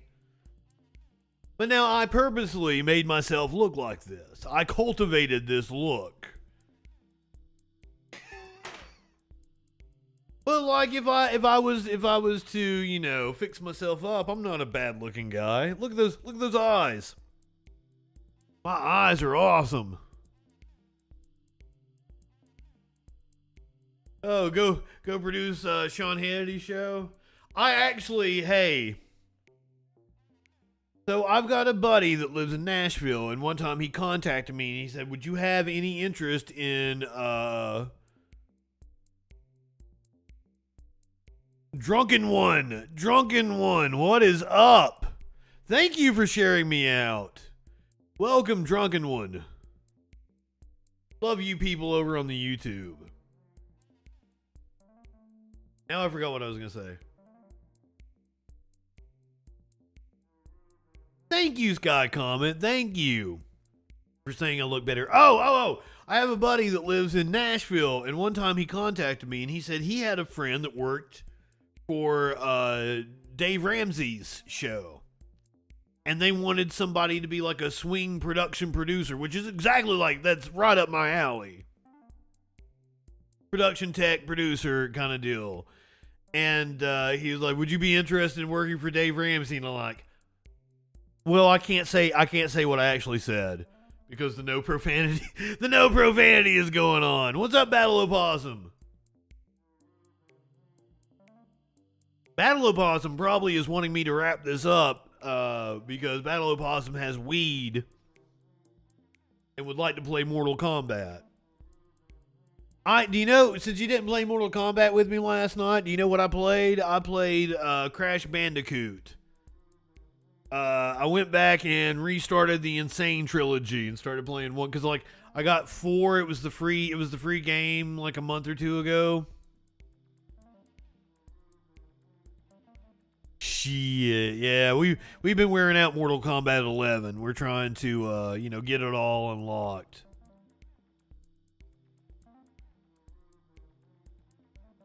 I had a blast, and like I had fucking Battle Opossum loves Mega Man. That might be one of his like top 5 favorite game series. I haven't really played any Tekken. Battle Opossum, am I correct in saying that one of your top 5 video game series would be Mega Man? I feel pretty confident saying that. Jet Moto, shit, I ain't played. God damn it! I almost got through it. I almost got through one set at least.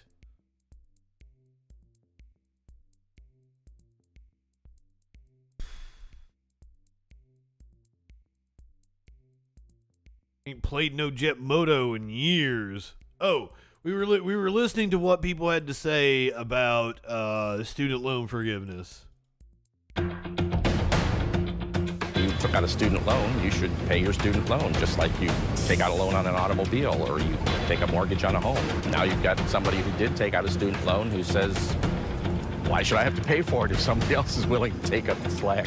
My college choice was 100% based on like financials and how much it was going to cost, where I was going, and it's nice to know that somebody is looking to like lower that cost for us. Why forgive loans that someone is knowingly they're signing something saying that I'm taking on this debt, I'm responsible for this debt, and then complain after they pick a job that doesn't pay their debt. It's not just about me, but it's several people. It's not about that, dude. You're not getting it. Get what they have gotten and have paid their debt already for that. We need to all help each other out. That's one of the beauties of a democracy, one of the beauties of the United States of America for the last 250 years. Did it with Wall Street indeed. Hi, everyone. Maximum Carnage, I ain't played that in years. I had that for the Sega.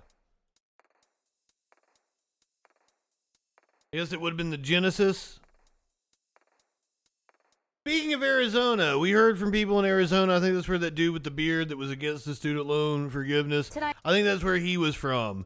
In Arizona, apparently they are building a border wall, constructing it with shipping containers. Only on Arizona's family, Governor Ducey's controversial plan to use shipping containers to fill the gaps on the border wall is now complete. The Governor Ducey. Our Arizona's family investigation revealed the expense is more than double that. David Caltabiano caught up with the State Director of Homeland Security on the border. Joins us live from the busy. What a waste! This exclusive report tonight, David. Hey, Jared, good afternoon. Well, it used to be a busy border crossing spot, but we have to mention just a couple minutes ago, we did see a teenage migrant boy actually on top of the shipping containers. Border Patrol told me he this 18-foot double-stacked container series. He was waiting on top, and we witnessed Border Patrol coming by and guiding him down, taking him to the truck and driving away. But the people here, border officials, the town will tell you that overall this is a big win for the town. for the country, despite what we just saw this afternoon. But there is some questions about the cost of this project. Is there still a shipping container shortage? It has been. There has been, like, pretty much the entire pandemic. Has it finally caught back up? Point at Morelos Dam, only to be blocked off by Governor Doug Ducey's new shipping containers. Before they were installed, nearly 500 migrants crossed a day at this same exact location. It's been estimated about 50% of the crossings prior to the containers being in place were coming through this area into the Yuma sector. Yuma Mayor Douglas Nichols is joined by Arizona Department of Homeland Security Director Tim Romer and Yuma County Supervisor. I want to point out just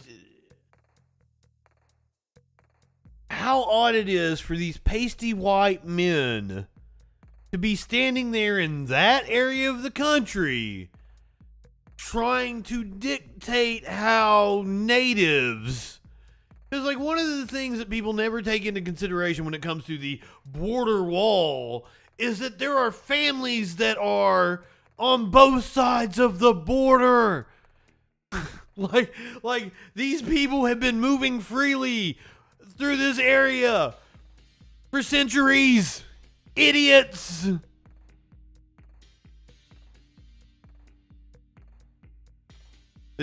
Tones, he looks kind of like Kyle Busch, doesn't he? You think the dude on the right is kind of hot, but doesn't he look like Kyle Busch? Not maybe you find Kyle Busch attractive, possibly. You live in sexual anarchy? Maybe, I don't know. Jonathan Lines. Romer says the new thousands of pounds of containers will help Border Patrol agents document immigrants and keep out the people who don't want to be processed. The shipping containers in place right now with Okay, maybe he don't look like no Kyle Busch now. These areas and ensure that anybody coming into the country has to go through Border The side profile, he looked like Kyle Busch. The people that we know came in, we can see them entering the country on camera, but we know we didn't apprehend them. Those number of gotaways in the past year and a half are close to 1 million on the southwest border alone. This protects that. Governor Doug Ducey announced the $6 million plan. Governor Ducey revealed the contract expense to be worth $13 million. And former federal border officials believe Arizona will have to foot the bill once the Biden administration completes the existing fence, which is already financed. We will gladly move the containers for them to do so. How much is that going to cost to move these containers? Moving the containers, we don't have an exact quote for, but it's money that we think will be effectively spent. We're not believing that the Biden administration is ever going to do it. So $13 million on a temporary solution. So, in short, they don't know how much it's going to cost if the Biden administration comes here, finishes the fence. Ladders and shovels. Shipping containers. Romer there also says that he's working with tribal lands in the area to install these shipping containers for their border fence, Jared. Okay, so David, just to be clear, because you said at the top there that you were standing there and you saw how many people did you see wasting money going over the shipping containers? Could you see a ladder on the other side? And did they just get away? And did they just get away? Oh my God! Migrants on the other side of this fence. We saw it through the. Exactly, Mater. Imagine being one of these hub human chuds and unironically using dehumanizing language, like calling migrants gotaways. Over the container, I said, "No, what are you talking about?" And he said, "We got to report that there was a man climbing the container." And so we drove a little down this way. These containers that you're looking at, there was a teenage boy sitting on top. He looked a little scared, a little frightened. Border Patrol came over here. They parked beneath the container, and they were guiding this boy to come down, and he actually did come down in between the crevice of the two containers. And I am scared for what happened to that teenage boy in custody with Border Patrol. Made sure he was okay, put him in his truck, and they drove away, and that was it. And there was another individual. Most of the people along the border, I mean, you find the kooks and everything everywhere, but the vast majority of people along the border don't want a wall, especially the people whose property it's on. That has been praised already with turn it away migrants, but in this situation could have been much more dangerous than what we witnessed. Yeah, there are exceptions to that. Without getting injured. David Caltabiano live for us tonight along the border near Yuma. David, thanks so much. It's just weird to me, all the white people trying to tell, native people in the land that they can't move freely. We have a history of that. All right, we're gonna take one more break. When we come back, we're gonna talk about a Memphis steakhouse had a complaint. Oh, I got to do the no profanity thing. I gotta run this one out before we can go. Oof. Can I make it another minute and a half? What are we going to talk about on the other side of the break? Yes, there's a Memphis steakhouse who was accused of racial profiling. A local news story did a hit on the racial profiling and then received multiple complaints of racism about the steakhouse. We're going to talk about Ghislaine Max. And am I saying her name right? Is it Ghislaine? Ghislaine? I'm not trying to be funny. Like, that's how I thought it was pronounced. Like, Ghislaine. Ghislaine? Ghislaine. I keep doing it worse. Ghislaine Maxwell's lawyers are suing her family because apparently they didn't pay their legal bills. I had this dude that tried to troll me on a Tim Pool video, and I found out he's a content creator too. And I found a video he made a couple weeks ago about sources that are not mainstream media for you to follow. Ghislaine? Ghislaine. Is that what you're saying? It's Ghislaine? I'm still saying it like a fucking hick. And yes, I can say fuck because that 10 minutes has expired. When we come back from the other side of the break, I've got another 10 minutes and then all those fucking stories I just talked about. We live in turbulent times.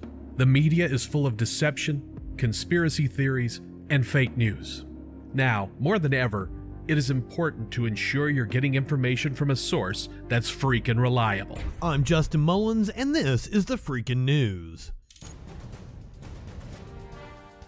Get a breaking or interesting story with a humorous twist in about a minute weekdays, 8 a.m. Eastern on YouTube, BitChute, Odyssey, and more.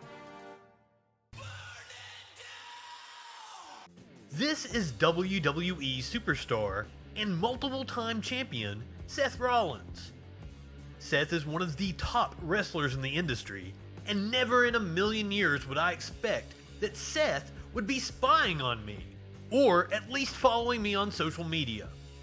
You see, a few years ago, around 2015 or 2016, Seth started referring to himself as Seth freaking Rollins. Now, Justin, you may say, your name is Justin Freakin. That's not very similar. And you'd be right. But I actually rebranded myself as Justin Freakin after Rollins blatantly stole my gimmick. Before last year, I went by Justin Freakin Mullins. Justin Freakin Mullins. Justin Freakin Mullins. I am on film and audio, calling myself Justin Freakin Mullins several years before Seth Rollins. And if we take a trip in the Wayback Machine, we can see that I've actually been using the appellative since I was in high school. If this was Seth's only offense, I might let it slide. But recently he started referring to himself as the Monday Night Messiah. I wonder where I have heard something like that before. I am the new media messiah. I am the new media messiah. Self-proclaimed new media messiah. The new media messiah. So, Seth, since you and the WWE are clearly paying attention to me, consider this video your cease and desist to stop infringing on my intellectual property. And issue me a check for a cut of that sweet merchandise money. Obviously, you and the WWE are big fans of my ideas, so maybe you should offer me a slot on the creative team. Anyone who has watched Raw in the past decade knows you could use the help. And if you're watching this video and you're not Seth Rollins, check out the links below to learn how you can contribute to my legal fund.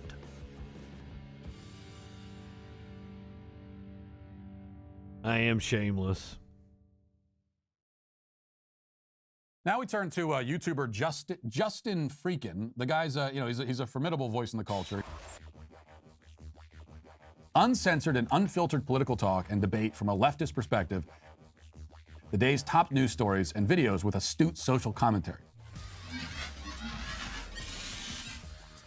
If not high enough for this shit.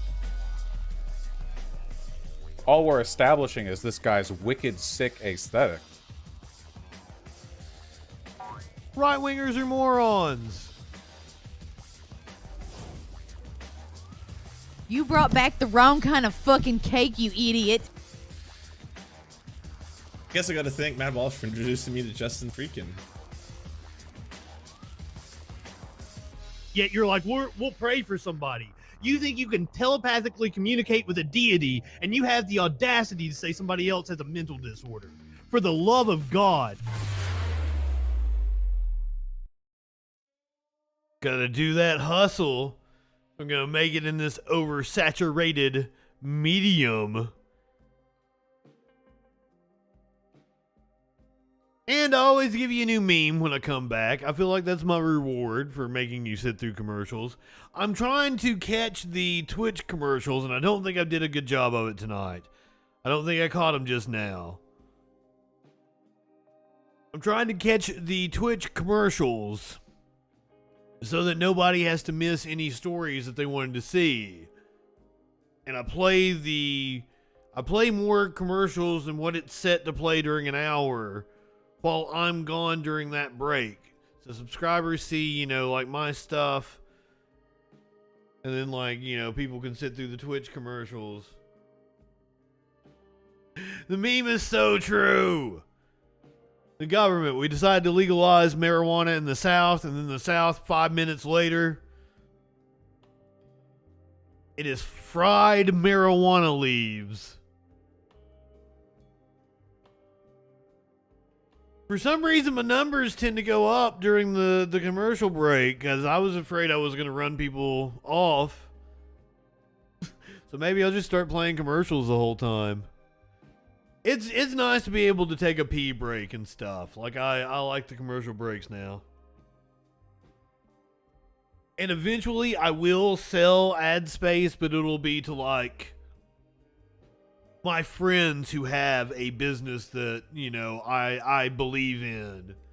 Or, if they're in a band and they want to promote their new song, I'll take the song and I'll make a little commercial for it and stuff.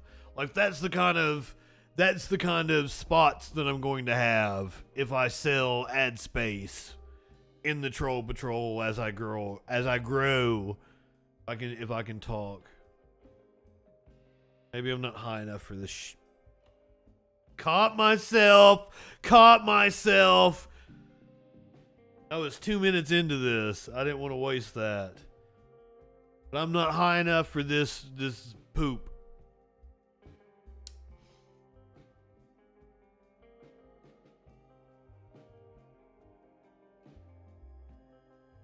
We're gonna go to this Memphis TV station. I think we get to watch the local news hit and everything.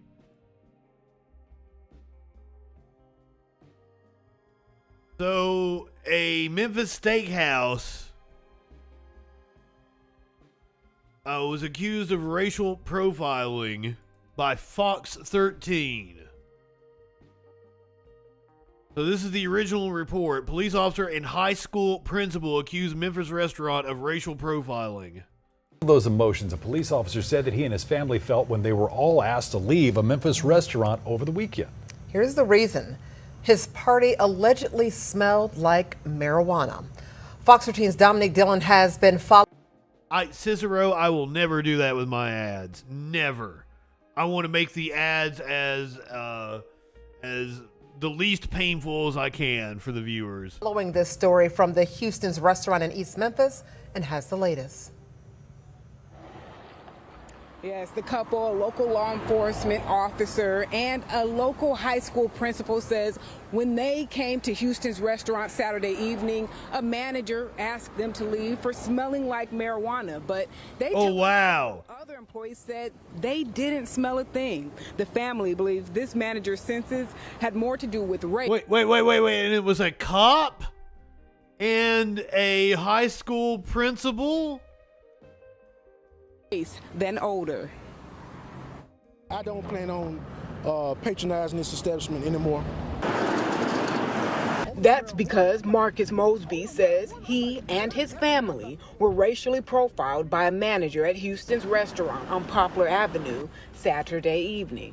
She said, I said, what'd you say? She said, y'all have a strong odor of marijuana coming from your party in this area. I said, man, we don't smoke marijuana. You're mistaken. She said, I've got complaints. People have called and said they smell it. I said, ma'am, no one has walked past us but you. Mosby, a police officer for nearly 28 years, and his wife, a high school principal, felt I advised her of my occupation, my wife's occupation. You would think she would just reassess what she thought. You still have to leave. Mosby says he and his family refused to leave and got a second opinion.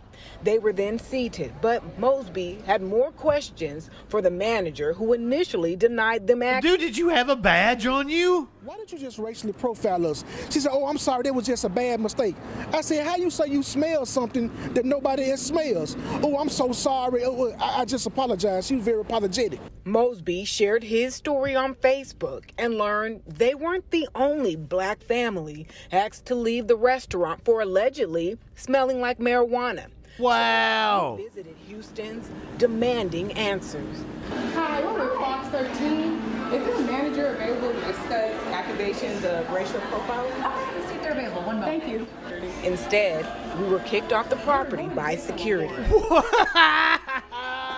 Of course you were. Of course you were. Off the premise, can we talk to the manager? Does that cop smell like marijuana? I sent an email to the Houston's general manager. Here's what he had to say. Mr. Mosby dined with us Saturday with his family. When we detect the strong presence of marijuana with arriving guests, we do refuse service as the odor can affect others dining. We made a mistake in attributing the odor to Mr. Mosby's party. Yeah, a cop complaining about being racially profiled. Welcome him in and take care of his experience on us Saturday. Back to you, Daryl. Thank you, Dominique. That's Fox 13's Dominique Dillon live. I would love to do a 420 field trip to this restaurant. Oh my God. I would love to. This is in Memphis. A Houston's restaurant in Memphis. The station then revealed that since that first report, other accounts of racism have poured into the station. Do we have like a follow-up report?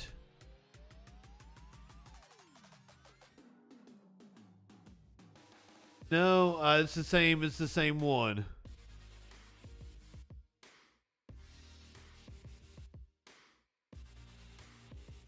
This isn't the first time a Houston's restaurant is coming under fire either. In October of 2017, Atlanta rap superstars T.I. and Killer Mike called for a boycott of the steakhouse when actress Ernestine Johnson said that she and her party of 7 were refused for no sound reason. She explained that the large group was also willing to break into 2 other tables. The restaurant blamed Johnson, saying she was unwilling to wait for 2 larger tables. They then developed a policy that large parties wouldn't be split into different tables. According to Houston's, they were denied service after they became aggressive to our staff and disruptive to our guests.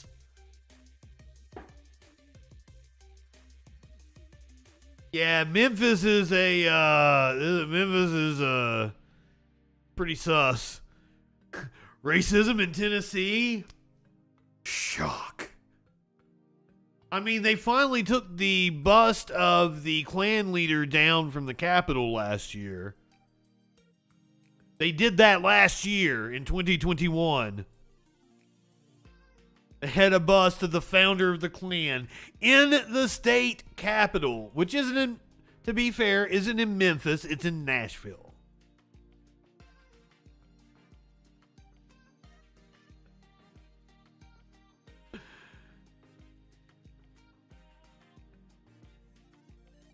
You know what RB would say about this kind of racism? RB would say it's caused by years of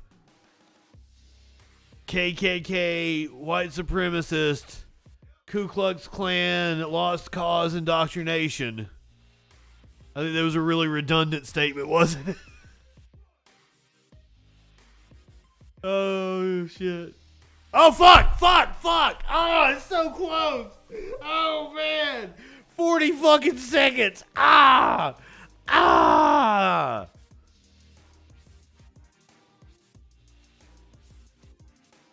So close. I was so close. Both times it's just been like little whimpering shits that I've muttered under my breath. Fucking fuck. Goddamn fucking fuck. Fucking fuck.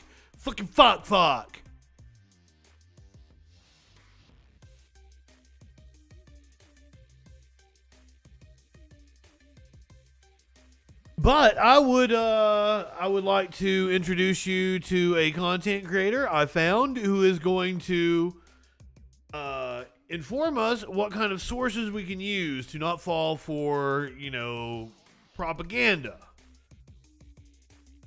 This is the Laganappy Show. I don't know what that means. Is that a word that I'm not familiar?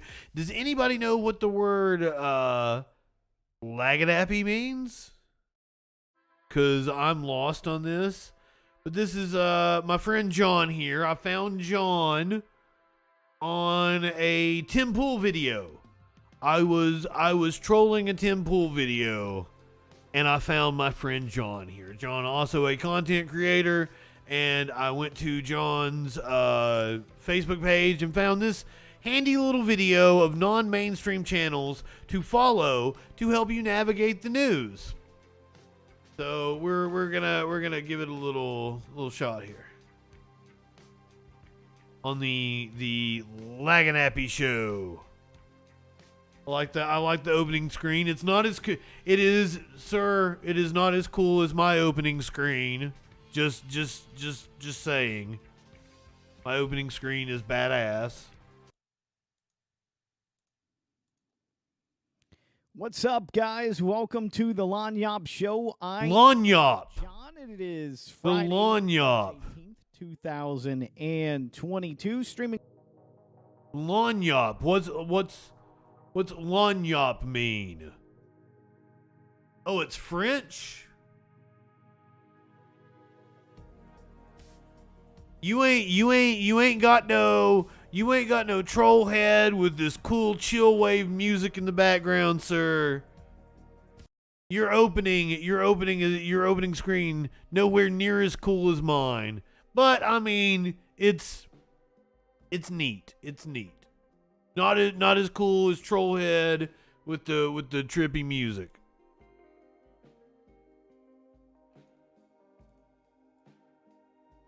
What's up, guys? Welcome to the Lanyap Show. The Lanyap Show. John, and it is Friday, March 18th, 2022. Streaming live on my personal So this is about 3 or 4 and months that video ago. Will be saved and shared on BitChute.com under the Lanyap Show.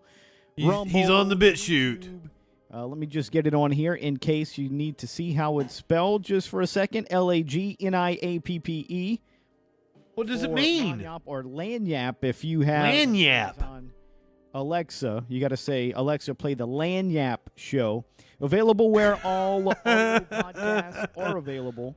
You can find us thanks to Podomatic.com, but also on Spotify. But what does Lanyap mean? There's a few things I wanted to talk about tonight. One, there's a very cool app that has come out that I am using, so I'll let you guys know about that. It's still in beta mode, but it lets you be a DJ. You use a beta. Beta. I need, what's his name? Amazon. Oh my God, And Jesse Lee you can Peterson. I need a Jesse Lee Peterson your beta. Talk and do your little show about whatever. Beta. Pretty cool. Get creative. We'll talk more about that. Use a beta. Anyways, and I also want to talk about just sources, channels to Yes, follow, this is what I came for. and, places to get information. His name is John Fortnott. Modern-day news is absolutely awful, and in fact, it's probably been John awful Fortnott for a long time, and we just never knew it. It used to just be you had 3 channels on TV and you believed whatever they said. Wait, are you giving me an F? Did the stream peter out? No, everything looks good. Oh, I'm sorry. Proud beta. I didn't see the other part of the message. Dad's 10. I had to go give you the approval. This is what we came for. We want to hear about these sources. Let's find out what he thinks about the news media. Nowadays, with the internet, there's so many more options, and it's becoming more and more popular. And not shocking at all for people to say, "Yeah, the news is lying to us. Our government's lying to us. It's never been." That's what you guys say, Chris. So I was talking with someone about a week or two ago, and we were talking about certain news stories, and they go, "Oh, I didn't hear that. Oh, I didn't hear that." And eventually they said, "You're gonna have to show me some of your sources." Let's hear them. About these things. Because I think everybody knows this stuff, and I'll get into a conversation, and it seems like people know about 50%, maybe sometimes 3/4 of the story, but they don't know all the details. Because remember, I found him on a Tim Pool video. I'm giving it to you all. Now, the sources and the channels I'm going to talk about tonight are not perfect. He didn't like what I had to say on the Tim Pool video. Many of them are biased, but at least they admit that they're biased. But they're going to take articles, and sometimes they just, it's not like they write the articles. They'll read other people's articles. Sometimes they read them, and they believe them, and they go with them. A lot of times they critique those articles and pick them apart. Or even news broadcast clips. Sounds like what the Freak Daddy does over here on the Troll Patrol. Show you where they got it wrong. Can I get on your list of sources, Lanyop? Alternative opinions, let you judge for yourself or give their opinions, what have you. I think I'm pretty fair. To hear all the voices, all the ideas, and what I'm going to show you tonight is No, you don't need to hear all the ideas. You don't need to give equal time to Nazis or transphobes or people that just don't have a valid viewpoint. Tried to get a wide variety, and there are people I like, there are people I don't like. Some of them have valid opinions, but they're not as entertaining as others, so I won't be talking about them tonight. But that's kind of what I want to do. Well, I'm on the edge of my chair. Who should I follow? News sources. They're just sources to get information. Okay? And we'll start off with number one. I know how the media has been on him lately. They've been attacking him. It's going to be Tim Pool. With Joe Rogan. And the Joe Rogan Experience. Oh, no, it's Joe Rogan. YouTube, and his whole episodes were there, and it was awesome. Now it's just clips. He is on Spotify. Initially, we heard it was a $100 million deal. Now it's $200 million. Listen, Joe Rogan doesn't always do news stories. He doesn't always do politics. He doesn't always do MMA. It all depends on his guests. And he doesn't stick to a format. He's not bought in. He doesn't need sponsors. His Spotify contract is it. So he's not beholden to Big Pharma and these other big corporations, like a lot of the channels. He's beholden to Spotify. Yeah, Chris, I agree. Glenn Greenwald is definitely somebody who is on my list. A lot of what like Joe Rogan, actually identify as Democrat, or they did it one time. They were left-wing, and now people are calling them right-wing just because they question authority. I don't know. No, they don't. No. We're calling them right-wing because they became grifters. Somehow you got politically shuffled to the right. And if you just went with and you got shunned if you just contradicted big government's narrative. Anything that they said, if you even dared to question it. And we're even because right-wingers are morons. And all of this propaganda. Like, okay, here's the thing is you keep saying if you dare to question big government's narrative, you've got to define what you're talking about. What was it that you can't question? And look, we know they lie. Like, I wanna say that this dude brought up when I asked for an example. Yeah, you saw it, Moggs. When I asked for an example of a lie, one of the things that he brought up was that the White House colluded with big tech to try to censor people. There's a person who brought a suit against the government, said he was censored on behalf of the White House. It's complete nonsense. What they are referring to when they say colluded with big tech is that one time in a press conference, the press secretary said that tech companies should crack down harder on misinformation. That's what they're referring to as collusion between the tech companies and the White House. It's the most absurd claim. But they run with it like it's gospel, right? Because they just repeat it over and over again in their echo chambers. 3, 2, 1, boom! Boom! Boom, bitches! I can drop a bunch of fucks. Fuckity fuck, fucky, fucks. I made it the 20 minutes. Took a few times, and both times were like, it wasn't like some spectacular profanities I dropped in order to reset the counter. Fuck! Like they were just stupid little shits. Like I was just like, shit. Just maybe a month ago, me and Sean did a video about government conspiracies. They were conspiracy theories. Now we know they turned out to be true. Like what? Experiment and all of that. And for years, in fact, for decades, what was it, like 30 years, the government was lying about it. So to think that, Yes, there's a lot of things like that. Beyond lying. There's enough real conspiracies that you don't have to make up bullshit like you do on the right. Has to be glossed over, smooth edges by their PR, by their spokespeople. If you got a PR person, a spokesperson, nothing is ever going to be 100% the truth from them. They're going to gloss it over. They're going to round out the edges. We know this. So, but back to Joe Rogan. I mean, he has guests from all across the spectrum. I know somebody put a stupid list on Twitter or whatever, and you can Google it, where it said, speak. So he's still on Joe Rogan. Please stop sucking Joe Rogan's cock. Find a guest that Joe Rogan is not going to see this video, sir. And then just find that episode and sit back and listen. And I guarantee. But your friends that will lose respect for you for being dumb will. After years of being there, the newsrooms became so woke, so left-leaning, agenda-pushing, and they were left-leaning people, but it became so extreme that they couldn't dare publish what they wanted to publish. They couldn't say what they wanted to say. They couldn't explore the topics they wanted to explore. It looks potato. So Barry Weiss left the New York Times. Glenn Greenwald left The Intercept, his freaking company. He left. Barry Weiss, it's always the same tired examples.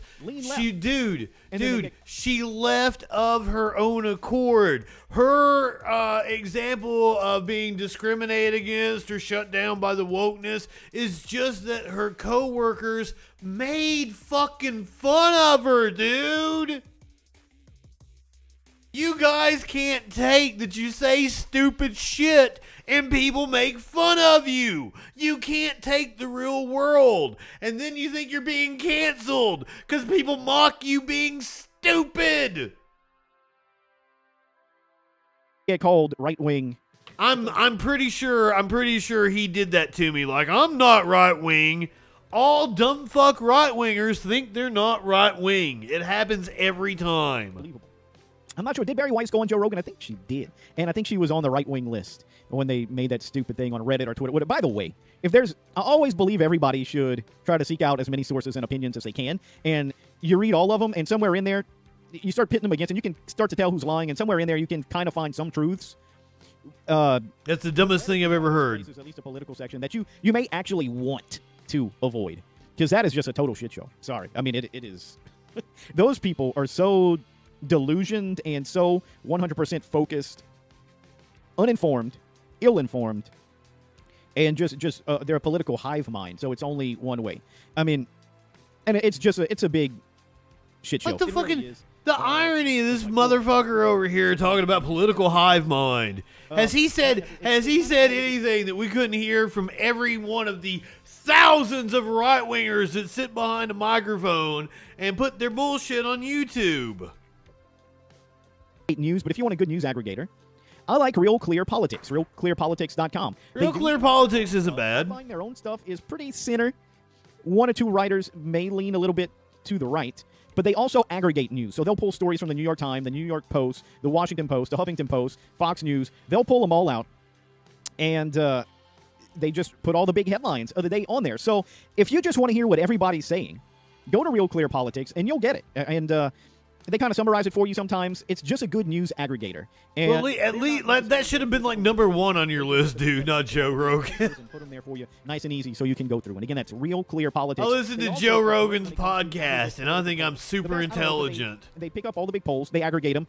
They don't weigh them. They just look at like the last 10 and try to take an average. And I find they're pretty accurate in that. And they got the crap push polls in there too, and that happens for both stuff, right? So let's go to some of the conservatives. One of the mainline ones. He just got the Rush Limbaugh. Wait, what? On radio, and that was his example of left wing. That was his example of left wing. Getting a left wing perspective was Real Clear Politics and Joe Rogan. So now we're going to move to the conservative outlets. So what? That is Dan Bongino. Oh my God! I don't 100% agree with any of the people I'm listening tonight. Let me make that clear. And I don't always 100% agree with Dan Bongino, but Dan Bongino is a self-admitted conservative, so you know where Dan Bongino is an absolute fucking idiot. What he called it. A lot of people one of the dumbest fucks walking the planet. How Russiagate was a total conspiracy theory from the left. The lies and stuff about what Donald Trump supposedly did, Matt Flynn and all that, how it was all BS. Well, capitalism is indeed a thing. Fucking companies trying to use social justice to hawk their products. 4 years now. It's just coming out now. Blaze Media boo. Just go read it. So he's onto a lot of stuff. He's a pretty good source. No, he's not. He's not at all. You're a fucking idiot. To Russia and Ukraine. He's a little bit more for the war. He's not as war hawkish as some of the others, but I think he does kind of want to help Ukraine a little bit to some capacity, I believe. So Dan Bongino is another one. I like Razor Fist. So Razor Fist is another self-admitted conservative. I like Razor Fist. Any you've heard of. I'm not gonna lie, I watch Razor Fist videos. Oh, yeah, Dan Bongino and Geraldo. Man, that makes for great TV. I think he's lost his goddamn mind the last couple of years. Is just a maroon. I watch Razor Fist videos. I don't know if he was ever. He's entertaining as fuck. I don't know. If he ever came across intelligent, I don't know what is up with that guy, but at this point, I mean, Dan just makes him look ridiculous. Ben Shapiro is one. His company, The Daily Wire. Get into any of that. I do follow. I mean, if he was gonna name Jimmy Dore, he would have probably done it over on the left, but I might have skipped over that. He's also Blaze TV is another one of those that I subscribe to. I don't necessarily watch them on a regular basis or any of the hosts on a regular basis. The Blaze has Glenn Beck. You will never really watch, but you remember him. He still loves. Dude, no wonder you're propagandized as fuck, dude. With him, which look, there's a ton of truth to that. Mark Levin, who I'm a big fan of when it comes to constitutional topics. I mean, Mark Levin was in the Reagan administration as a constitutional advisor, I do believe. Definitely self-admitted conservative, right wing. I'm a big fan of Mark Levin. I agree with him on a ton of stuff. Although he's war hawkish right now, and lately I haven't been agreeing with him on that because as much as he knows how Ukraine has been corrupt. God, these people are fucking dumb. Let's go defend Ukraine and screw Russia, you know? So, all right, dude, this bit was nowhere near as good as I thought it would be. But I also knew it had the potential to bomb like this. But thank you for letting me, rip on you for a little bit. Your sources are nonsense. Your sources are nonsense. It's no wonder I found you on a Tim Pool video being fucking stupid.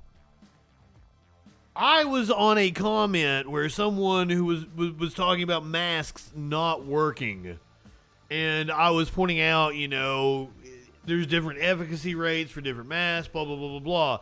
And this dude came along and was like, well, Tim Pool says the exact same thing in this video. Did you watch the video? And I'm like, No, I did not watch Tim Pool. I'm responding to the person in the comments. He's like, well, you didn't watch the video, so how can you make the comments? I'm like, well, if you're saying Tim Pool agrees with me in the comments, then why aren't you making a comment to the dude that was talking about how masks don't work? And then this dude made all the right-wing arguments for why we shouldn't have mask mandates. He didn't list Tim Pool as a source that we know of. I did skip around a little bit, and there's 26 more minutes of this. So there could very well be some Tim Pool in there somewhere.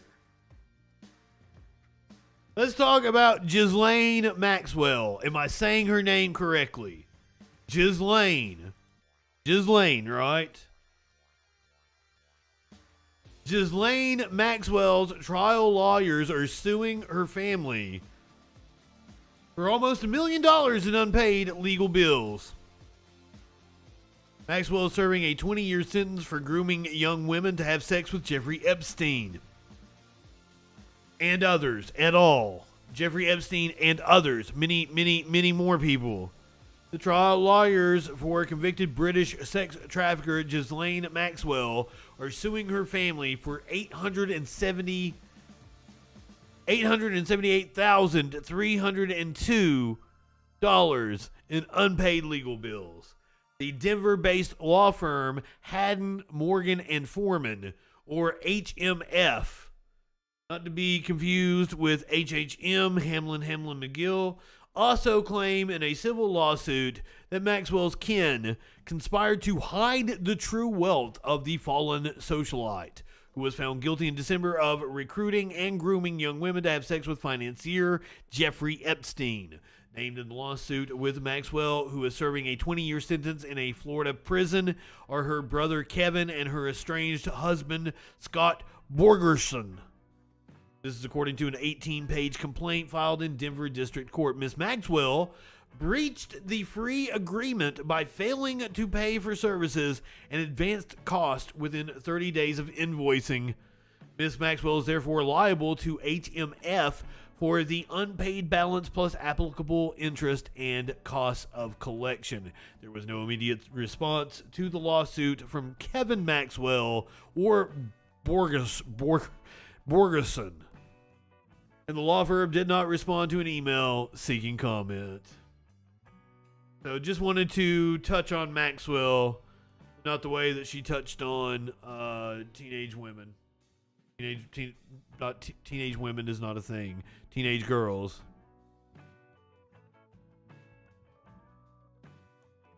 Sorry. NASA testing a new moon rocket 50 years after Apollo. We got a little AP video here that I'm going to have to read for the people that are listening to the podcast audio.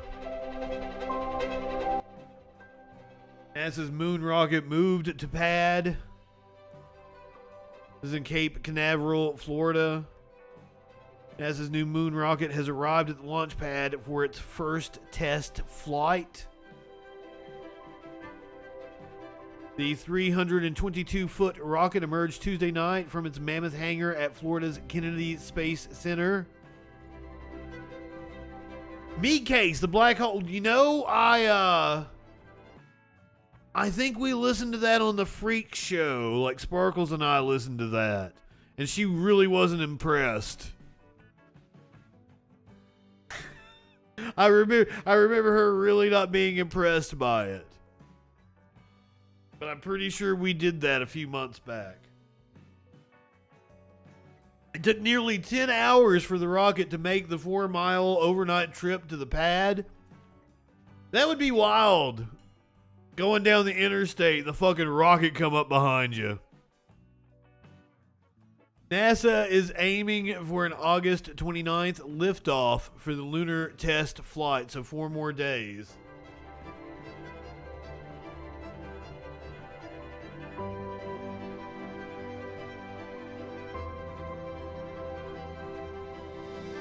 No one will be inside the crew capsule atop the rocket, just 3 test dummies with sensors The capsule will circle the moon for a couple of weeks before heading back for a splashdown in the Pacific. The entire flight should last 6 weeks. Hell yeah, moon rocket.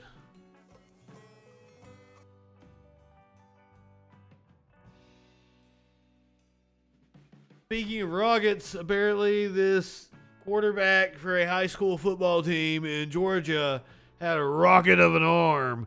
Now that's a hell of a segue, motherfuckers.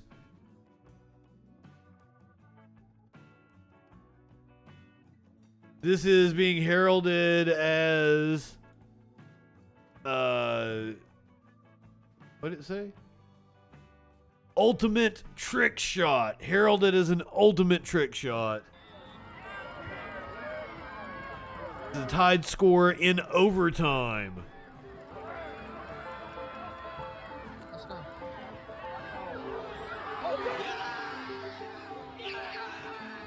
I don't know, like they're fucking like they needed a miracle, and what they're on like the fucking 10-yard line, and they've got possession of the ball. What kind of?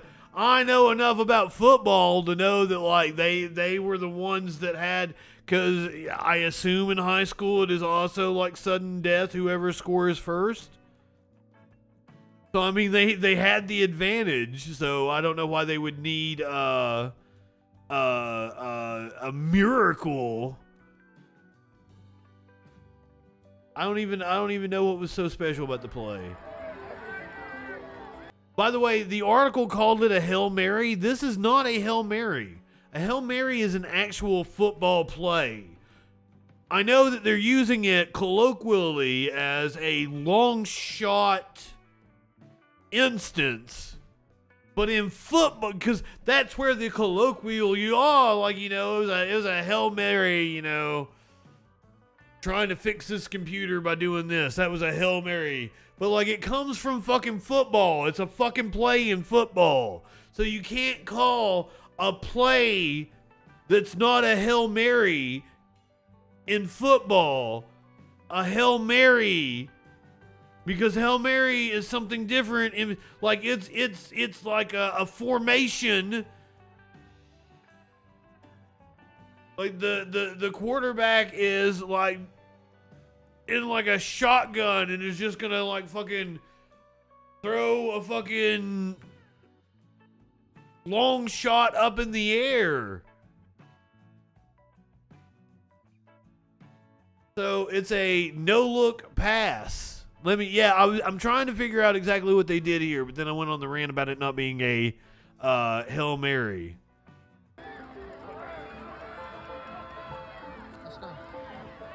Oh!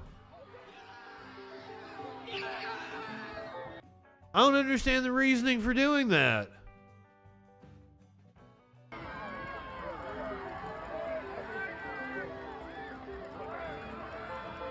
Especially when you're in overtime. So like you'll see the quarterback get the ball right here in this area.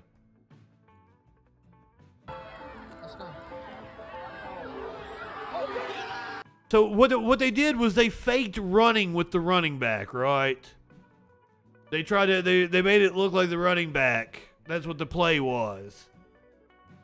And because the quarterback looked like he handed it off to the running back and then threw it to a receiver, that's the dissection of the play.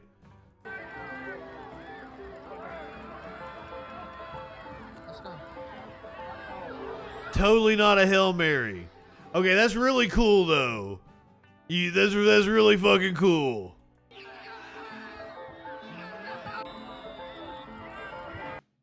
The Loganville Lob. The Loganville Lob. Sky Comet, because you don't speak the sports ball, that's why I was trying to break it down. As someone who, like, I know about football because, like, I watched it when I was in high school, and, like, I'm actually kind of good at it. Like, or I was. The football coach tried to get me to play on the team because, like, I can catch footballs. I would have been a good wide receiver in high school. But I played football video games and I watched football when I was in high school and shit. So like I know enough about it. Especially from video games. Video games is how I have the most knowledge, I would say. And so I was trying it, but like I don't pay attention now. Like I'll watch the Super Bowl and mainly I'll just watch the halftime show now. Like I was trying to break it down for you. Trying to break down, like be a mediator between somebody who understands and doesn't understand. Because this is a cool play. I'm glad I played this video.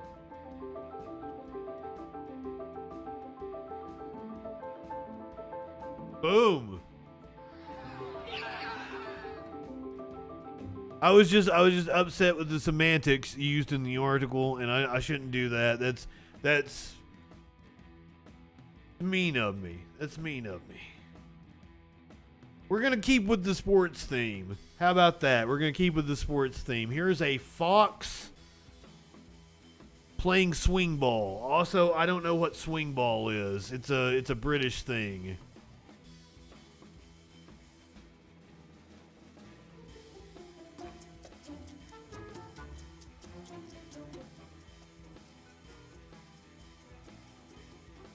I love fox.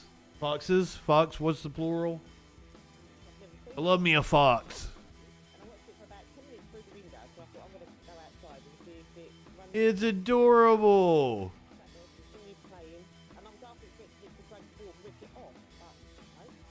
Especially after it played like Ghost of Tsushima. And the fox would come up to you, let you pet it and shit. Oh, it was so cute. I think they are adorable creatures. I would like to have a fox as a pet, but I know that's probably a bad idea. But look at it, like it's a cross between a dog and a cat, kinda.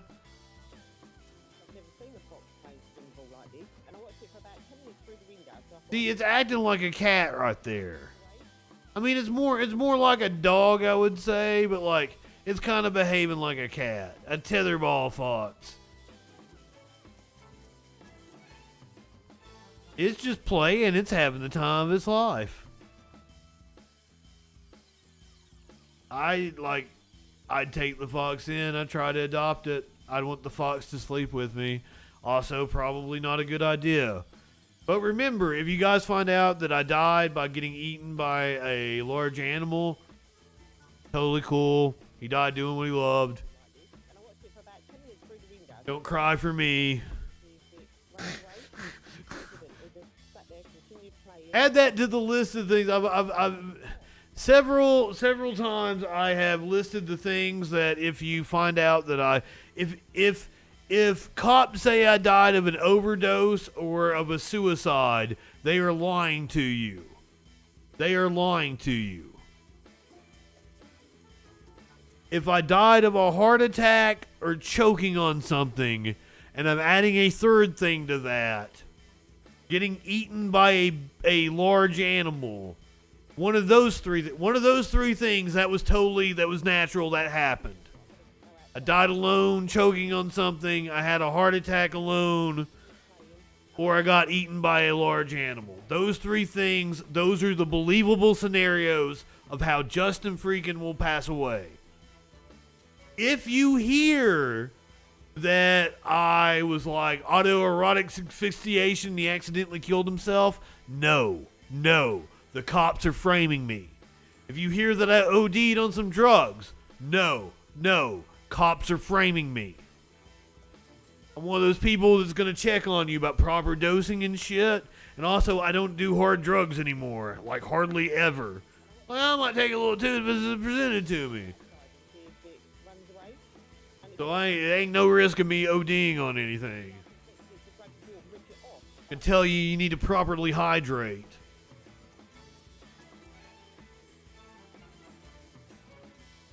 I get eaten by a big kitty. That totally happened. Believe that. Believe that.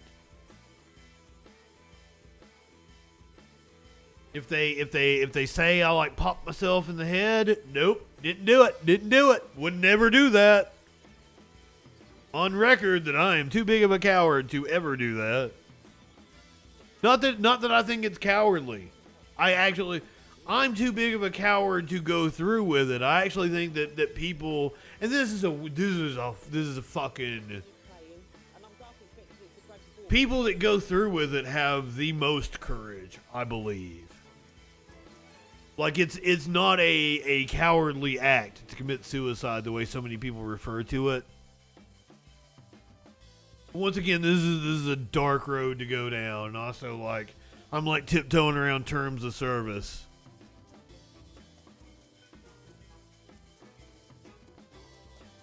Yeah, I'm not participating in any of those drugs anymore. Pretty much the only thing I'm gonna do if I come across is I'm gonna do some hallucinogens. I might smoke some DMT. I'm gonna drop some acid. I'll do some mushrooms. That's the things I stick to. Yeah, I just like I didn't really want to go there, but like that's such a weird topic, and then some people get really really antsy about the topic. Cal approves. Cal approves. I love you, Cal. We're on the same wavelength. All good shit. Yeah, that's pretty much what I'm sticking to. I don't know if I'm at a party and you catch me in just the right mood and somebody's like, hey, I got some cocaine. Maybe, but like the last time I was offered it, I turned it down. I have been offered hard drugs multiple times in the last 3 or 4 years and turned them down. Because I hooked up with this dude. He was like 52, 53 or something. And he did cocaine in my bathroom and he offered me some. And I was like, nah. Not really into it. Not the mindset. Then I had like had another dude come over, and LSD though, good shit. Well, actually, like for me, the best trip I've ever had was on mushrooms, just because like once upon a time I knew this dude, and he grew mushrooms for chefs. Like he grew like really high class mushrooms for cooking. And he also grew really high-class fucking mushrooms for tripping. And those were better than any acid I have ever come across. They were just absolutely knock you on your ass. Multiple people had just... So my friend Michelle, she hugged... This is such a short video. Let me put a meme back up or something so I can tell this story. So my friend Michelle spent the entire night hugging the toilet. She never threw up. She said she had a great time, but she couldn't be in like my living room where I had party lights going and I was listening to Radiohead and Pink Floyd. I have no clue what they were, dads. I just know they're the best goddamn mushrooms I ever had. They're so fucking good. So she was hugging the toilet all night. My friend Chip came over and he's sitting on my bed and I'm like dancing and just yakking away as I'm dancing to, and you gotta watch it with the Radiohead, right? You put it on Radiohead, you put it on random. You're gonna pop into some songs that's gonna put you in a bad headspace. No. I need dancey Radiohead. I need Good Morning, Mr. Magpie. I need shit where I'm like fucking all over the fucking place.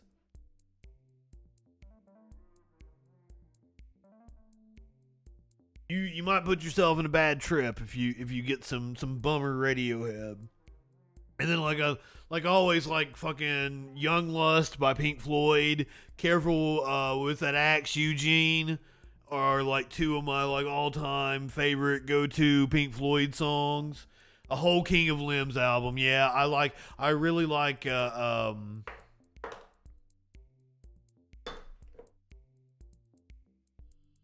Rainbows. In Rainbows is my favorite. So Zappa was difficult for me to trip to. I didn't dig it. I couldn't do it. Aphex Twin would be awesome to trip to. Animal Collective, I would have to pre-select the songs before I was tripping, cause they go to some funky places. I'm more on a M83, kind of like a poppy electronic pop funk kind of deal.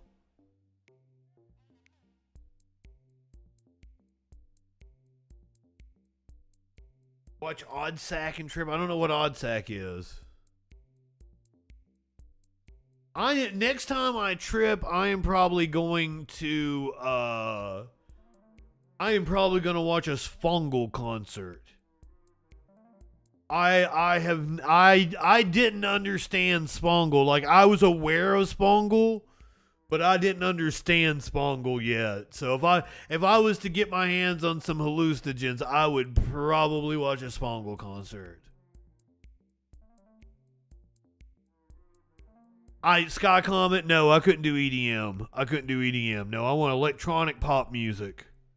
No EDM. Maybe get into a little Daft Punk. That kind of more mainstream. Yeah, Animal Collective, I don't know. That would have been too much for me.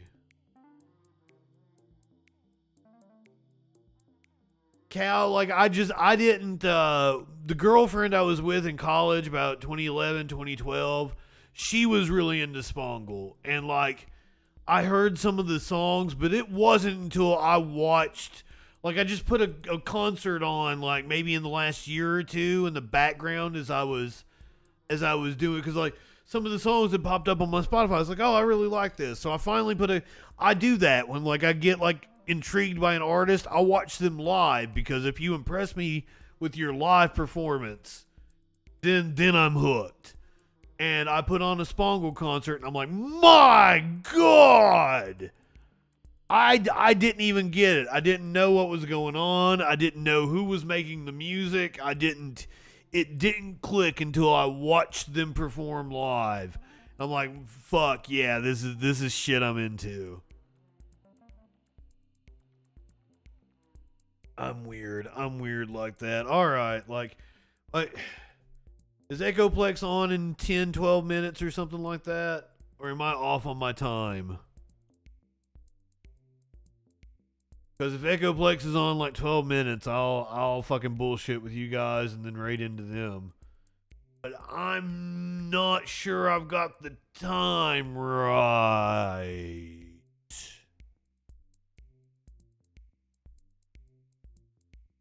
Because I don't, it's 11 o'clock. Yeah, it's one more hour. I don't have the time right. So if you are watching on Twitch,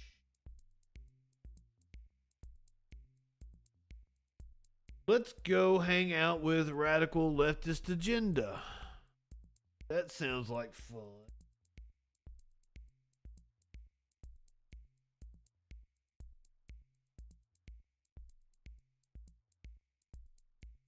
I wasn't expecting. I thought I knew who Radical Leftist Agenda was, but apparently I don't. I don't know this person, but perhaps they're cool.